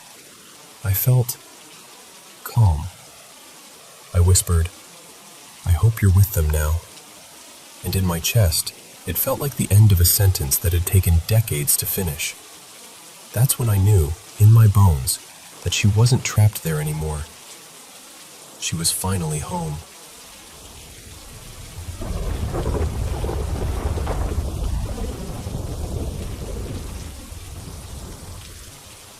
So, let me tell you about my house. I live in this 2-story place that was built in the late 70s. It's nothing super fancy, just an older family home in a quiet neighborhood. Before we moved in, only one other family ever lived here. It was an older married couple. The wife eventually moved to a nursing home, and her husband, a man named Frank, passed away not long after. Nobody's really sure if he died in the house or at the hospital. That's kind of where the story starts. From the beginning, there were all these small, weird things that we just brushed off. The pictures in the upstairs hallway, they never stay straight. You can fix them, line them all up perfectly, and then a few hours later they're tilted again. Every single one. And then there are the footsteps. Downstairs we've got these metal vents in the ceiling. Even when the heat or the AC isn't running, we'll hear footsteps walking across the vents above, like the sound of someone pacing back and forth upstairs. At first we blamed it on the house settling, or maybe the cat. But the cat is terrified of the upstairs, so, yeah. Those were the little things. Annoying, unsettling, but easy to ignore. The bigger stuff started with my grandma. My grandma, Nana Rose, was staying with us for a few nights. When I came home one evening, she pulled me aside and said, "You know, you scared me last night." I was confused. I hadn't even been home. She told me she'd heard my voice calling her, clear as day, from the basement. Not once, but 2 nights in a row. Just, "Nana, can you come down here?" And she said the tone sounded exactly like me. Not just any voice, mine. The thing is, the first night she heard it, I was at my friend Mia's house. The second night, I was working late. I wasn't anywhere near the basement or the house at all. About a year after that, everything kind of exploded into this cluster of activity. It was like something in the house had been building up and suddenly decided, okay, it's showtime. The first big incident happened at the top of the stairs. It was me, my little brother Josh, and my stepdad, Mark. We were standing at the landing, just talking about something stupid, like what to eat for dinner or whatever. Right above the stairwell, on the wall, we had this big framed photo. We'd hung it really securely with these 2 hooks, like you had to lift it up and then out to take it off. There's no way it could just slide off on its own. In the middle of our conversation, the picture suddenly lifted. We watched it tilt forward, as if someone had grabbed the top of the frame and pulled it away from the wall. Then it came off the hooks completely and crashed all the way down the stairs to the bottom. We all just froze. Josh bolted, and I remember Mark and I just staring at each other with that, "Did you see that? Look." We both knew how we'd hung that picture. There was no draft. No one bumped the wall. Nothing. It moved like someone had physically picked it up and thrown it. The next night, I wasn't home again. I was staying at a friend's house. My mom, Lisa, and Mark were asleep downstairs in the living room, back when we had the couches pulled out into beds. We have these little hanging bells on the front and back doors that our dogs ring when they need to go out. They jingle in a really particular way when the door opens. Mark said he woke up because he heard the front door. Not just the bells jingling, but that heavy, recognizable sound of the door opening and closing. After that, he heard slow, heavy footsteps walking across the floor upstairs. Steady, human footsteps moving down the hallway. When he came back down, Mom was still half asleep. She said she hadn't heard anything. Not the door, not the footsteps, not even Mark running around above her. The night after that, things got even weirder. My mom and Mark were upstairs this time, watching TV in the loft. The dogs were lying next to them, totally calm. Out of nowhere, they both heard it. This clear sound of a little girl giggling downstairs. Not just a vague sound, a child's laugh. They looked at each other at the same time like, "Did you hear that too?" And then they both ran downstairs together. The downstairs was empty. No TVs on, no windows open, nothing. As they turned to go back up the stairs, they both heard these tiny footsteps on the stairs behind them, like a small person running up the stairs right on their heels. But when they turned around, nothing there. Later that night, when they went to bed, my mom was lying there in the dark, trying to fall asleep. Mark was next to her, already out. She said she suddenly heard heavy footsteps, like someone running, up and down the hallway upstairs. Not slow, not shuffling. Full-on running. Mark didn't hear a thing. He still got up, walked the hall, checked the rooms. Same story. Nobody there, house locked up, dogs still asleep. 2 nights after that, it was my turn. And honestly, I think my experience might be the creepiest one, at least for me. Back then, my bedroom was upstairs, right at the end of the hallway, near the back door that opens onto this small balcony. I was in bed, scrolling on my phone, kind of in that half-asleep zone. The house was quiet. Everyone else was downstairs. First, I heard the bells on the back door jingle. Just once, like the door had moved. Then I heard slow footsteps coming up the stairs. You know that feeling when you're sure you're home with other people, but suddenly you feel alone? It was like that. The footsteps reached the top of the stairs and walked across the hall, right past my door, toward the back door. I heard the doorknob jiggle, like someone was trying to open it. It clicked a few times, like they were really trying, but the lock wouldn't budge. Then the footsteps came back down the hallway. They stopped near the light switches by the bathroom. I heard the click of the switches flipping on and off. Over and over. It felt like it went on forever, probably 20, 30 times at least. But no lights came on. My room stayed dark. The strip of light under my door never changed. Then the footsteps went into the bathroom. I heard this soft rustling, like someone opening cabinets, moving things around, maybe going through drawers. Bottles clinking, something brushing against the counter. Then sudden silence. No footsteps leaving, no door closing, just nothing. A few minutes passed. It felt like an hour. Then I heard it. Breathing. Right outside my bedroom door. Not the house creaking, not the heater. Actual breathing. Slow and heavy, like someone standing on the other side of the door with their face almost against it. I completely froze. My eyes were open, but I was too scared to move. My throat felt tight, and my eyes started to water. I remember silently crying because I didn't want whatever it was to know I was awake. The breathing stopped for a second. I thought maybe I'd imagined it. And then, clear as anything, I heard my doorknob turn. I heard the metal click, the latch shift, like the door was opening. But the door didn't move. No light came in, no shadow, nothing. It sounded open, but it stayed shut. I didn't sleep at all that night. After that, the intense stuff calmed down for a while. We still had the tilted pictures and the occasional footsteps, but it was quieter. Until about a year later, in the middle of our conversation, I saw a man walk past the doorway. He didn't look ghostly or transparent or anything. He looked solid enough that my brain didn't even immediately register him as wrong. He was tall, wearing a long dark coat and a kind of old-fashioned hat. Like a top hat, but not cartoonish. More like something from the 40s. He walked into the kitchen doorway, turned like he was heading toward the sink, and then kept going out of my line of sight. I stopped talking. My mom stopped too, at the exact same time. After a second, she turned around and looked toward the doorway, and then back at me. I said, "Did you just see that?"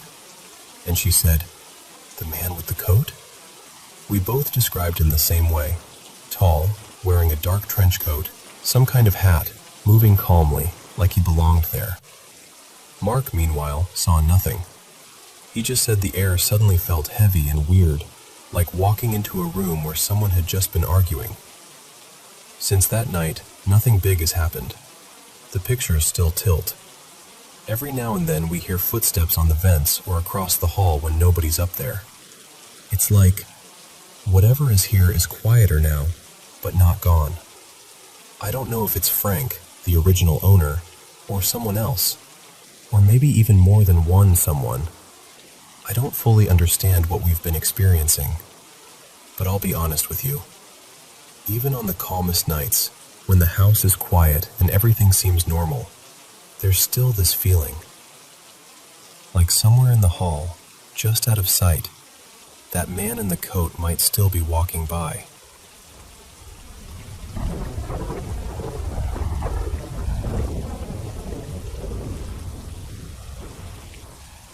So, I've seen ghosts pretty much my whole life. That's just kind of been my normal. But this one still makes my stomach drop when I think about her. This all happened, almost 10 years ago now. I don't even live in the same country anymore, so I'm sure some details are a little fuzzy. But to the best of my memory, this is my creepiest encounter. I was 17, and my mom was driving my friend Sam home one night. It was late, one of those quiet stretches of road where the streetlights are way too far apart. We were just talking about school and music, nothing special, when I saw her. Right at the edge of the road, in our headlights, there was a woman. Long dark hair hanging in her face, a faded maroon t-shirt and jeans. She wasn't walking though. She was crawling out toward the middle of the road. I remember sitting up straighter, getting ready to say something like, "Mom, is she okay?" But as we got closer, everything felt wrong. My mom's face didn't change. Sam didn't react at all. No one slowed down. No one gasped. It was just me, staring at this crawling woman in the headlights as we drove right past her like she wasn't there. And as we passed her, she turned her head toward me. I realized I was the only one who could see her. We kept going, and I just sort of swallowed it and shrugged it off. At that point, seeing ghosts wasn't new to me. I'd been seeing them for as long as I could remember. So I filed her away as another random sighting and tried not to think too hard about why she'd been dragging herself into the road. About a week later, it was late, and I was lying in bed. My bedroom door was open, and the soft glow from the bathroom nightlight was just barely lighting up the living room. The couch was pushed almost flat against the wall, right outside my door. Like there was no space back there. Not even our cat could fit behind it. That's why it was so weird when I saw movement in that exact spot. At first, it was just a little shift in the shadows. Then, slowly, a hand appeared. Pale fingers curling around the edge of the couch. Then an arm, elbow bending unnaturally as it slid out from behind a place no one should have been able to fit. I watched her crawl out from this impossible gap, inch by inch. Long, dark hair, that same maroon t-shirt, the same jeans. The crawling woman, right outside my bedroom. I'm not gonna lie, I was scared. Like, frozen but pretending I wasn't scared. So I did what a lot of us do when we're terrified. I turned over in bed, faced the wall, and tried to pretend I hadn't just seen a woman crawl out from behind the couch. Eventually, I worked up the nerve to look again. A few minutes later, I rolled back over. She was gone. I forced myself to go to sleep after that, but I definitely did not sleep well. A couple days later, I told my mom about her. We were watching a movie in the living room, lights off, just the TV flickering. I was like, "So, I've been seeing this woman," and I started describing her.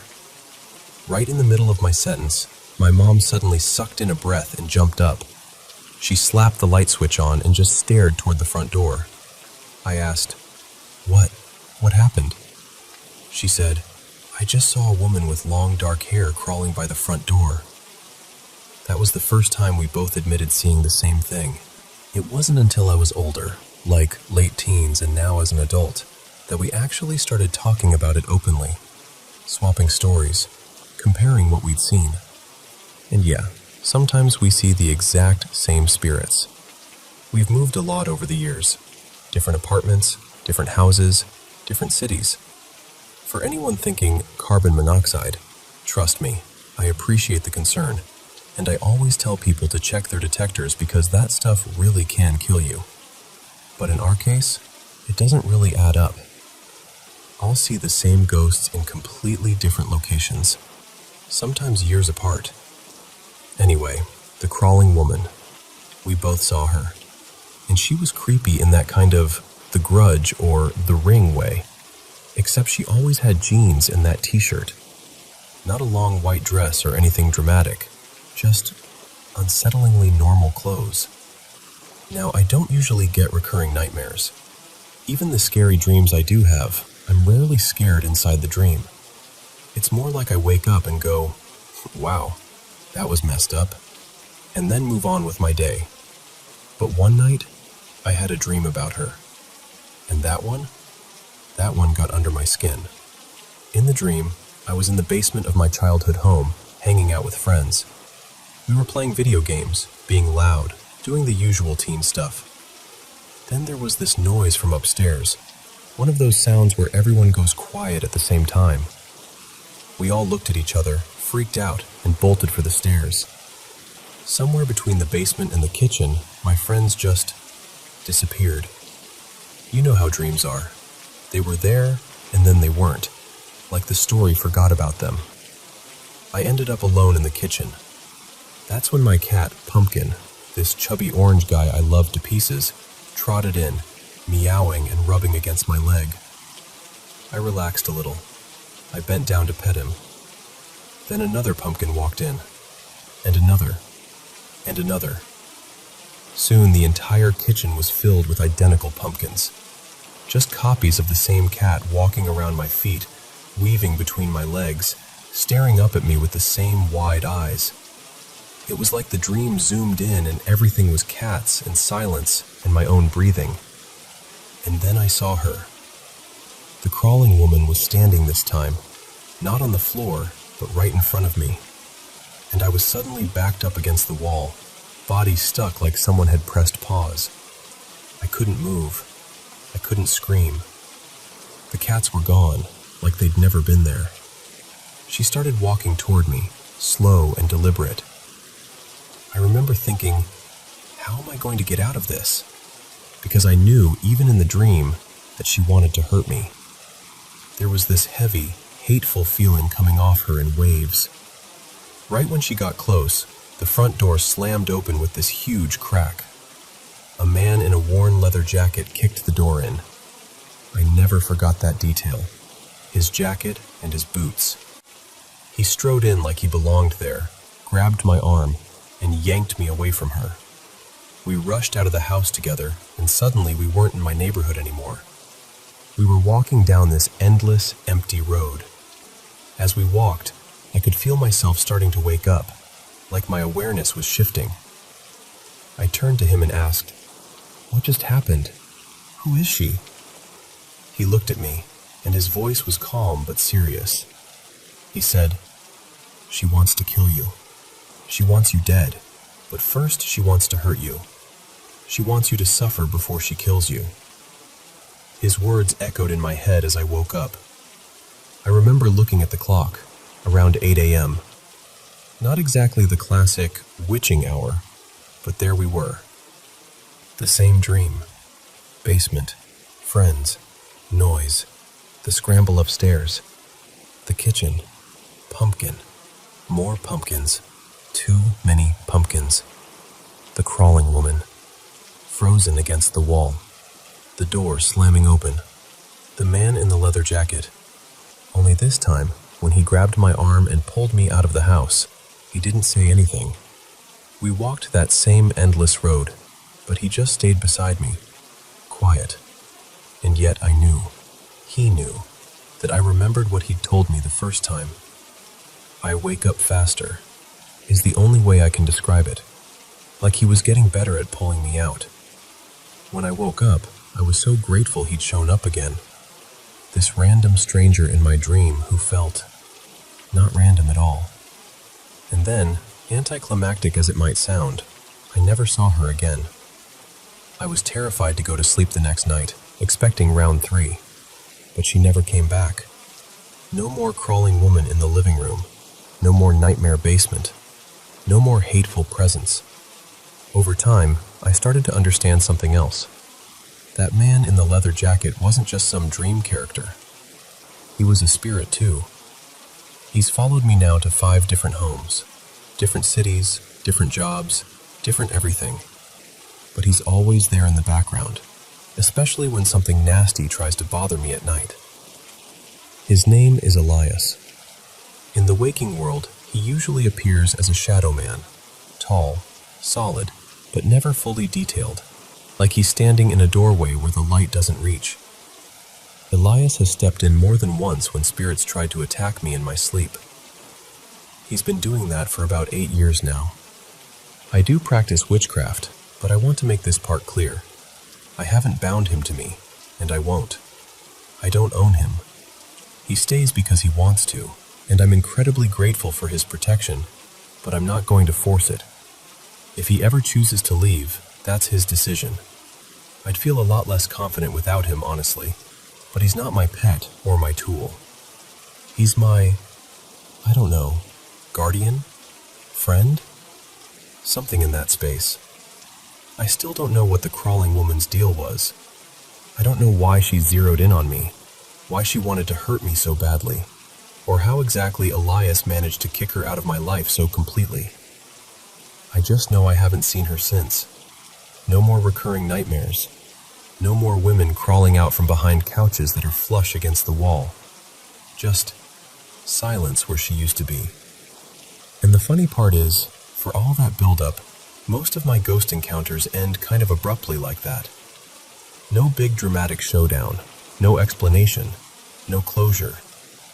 Ghosts just come and go. Some hang around for a little while, a few stay for years, and most move on without ever telling you who they were or what they wanted. I don't go looking for them. I don't advertise myself as psychic or offer services or anything. Honestly, I think it's rude to bother the dead on purpose. They've already done the whole living thing. They deserve some peace. So I mostly don't talk to them. I don't try to get their attention. I just live my life and hope they're doing their thing on the other side. But this story? This one still makes my chest tighten when I think about it. I do not like whoever she was. I hope she finds peace someday, really. Because being that angry, that focused on hurting someone, that can't be a good existence for a spirit. I know there's no big cinematic ending here. No, and then we discovered she died on that very road, or we found her name in an old newspaper. Nothing like that. I don't have an explanation, and I probably never will. For a long time, I didn't tell anyone stories like this. My mom was always worried people would try to use me to contact the dead if they knew I could see things, so we kept it quiet. It was our little secret. I just wanted to share it.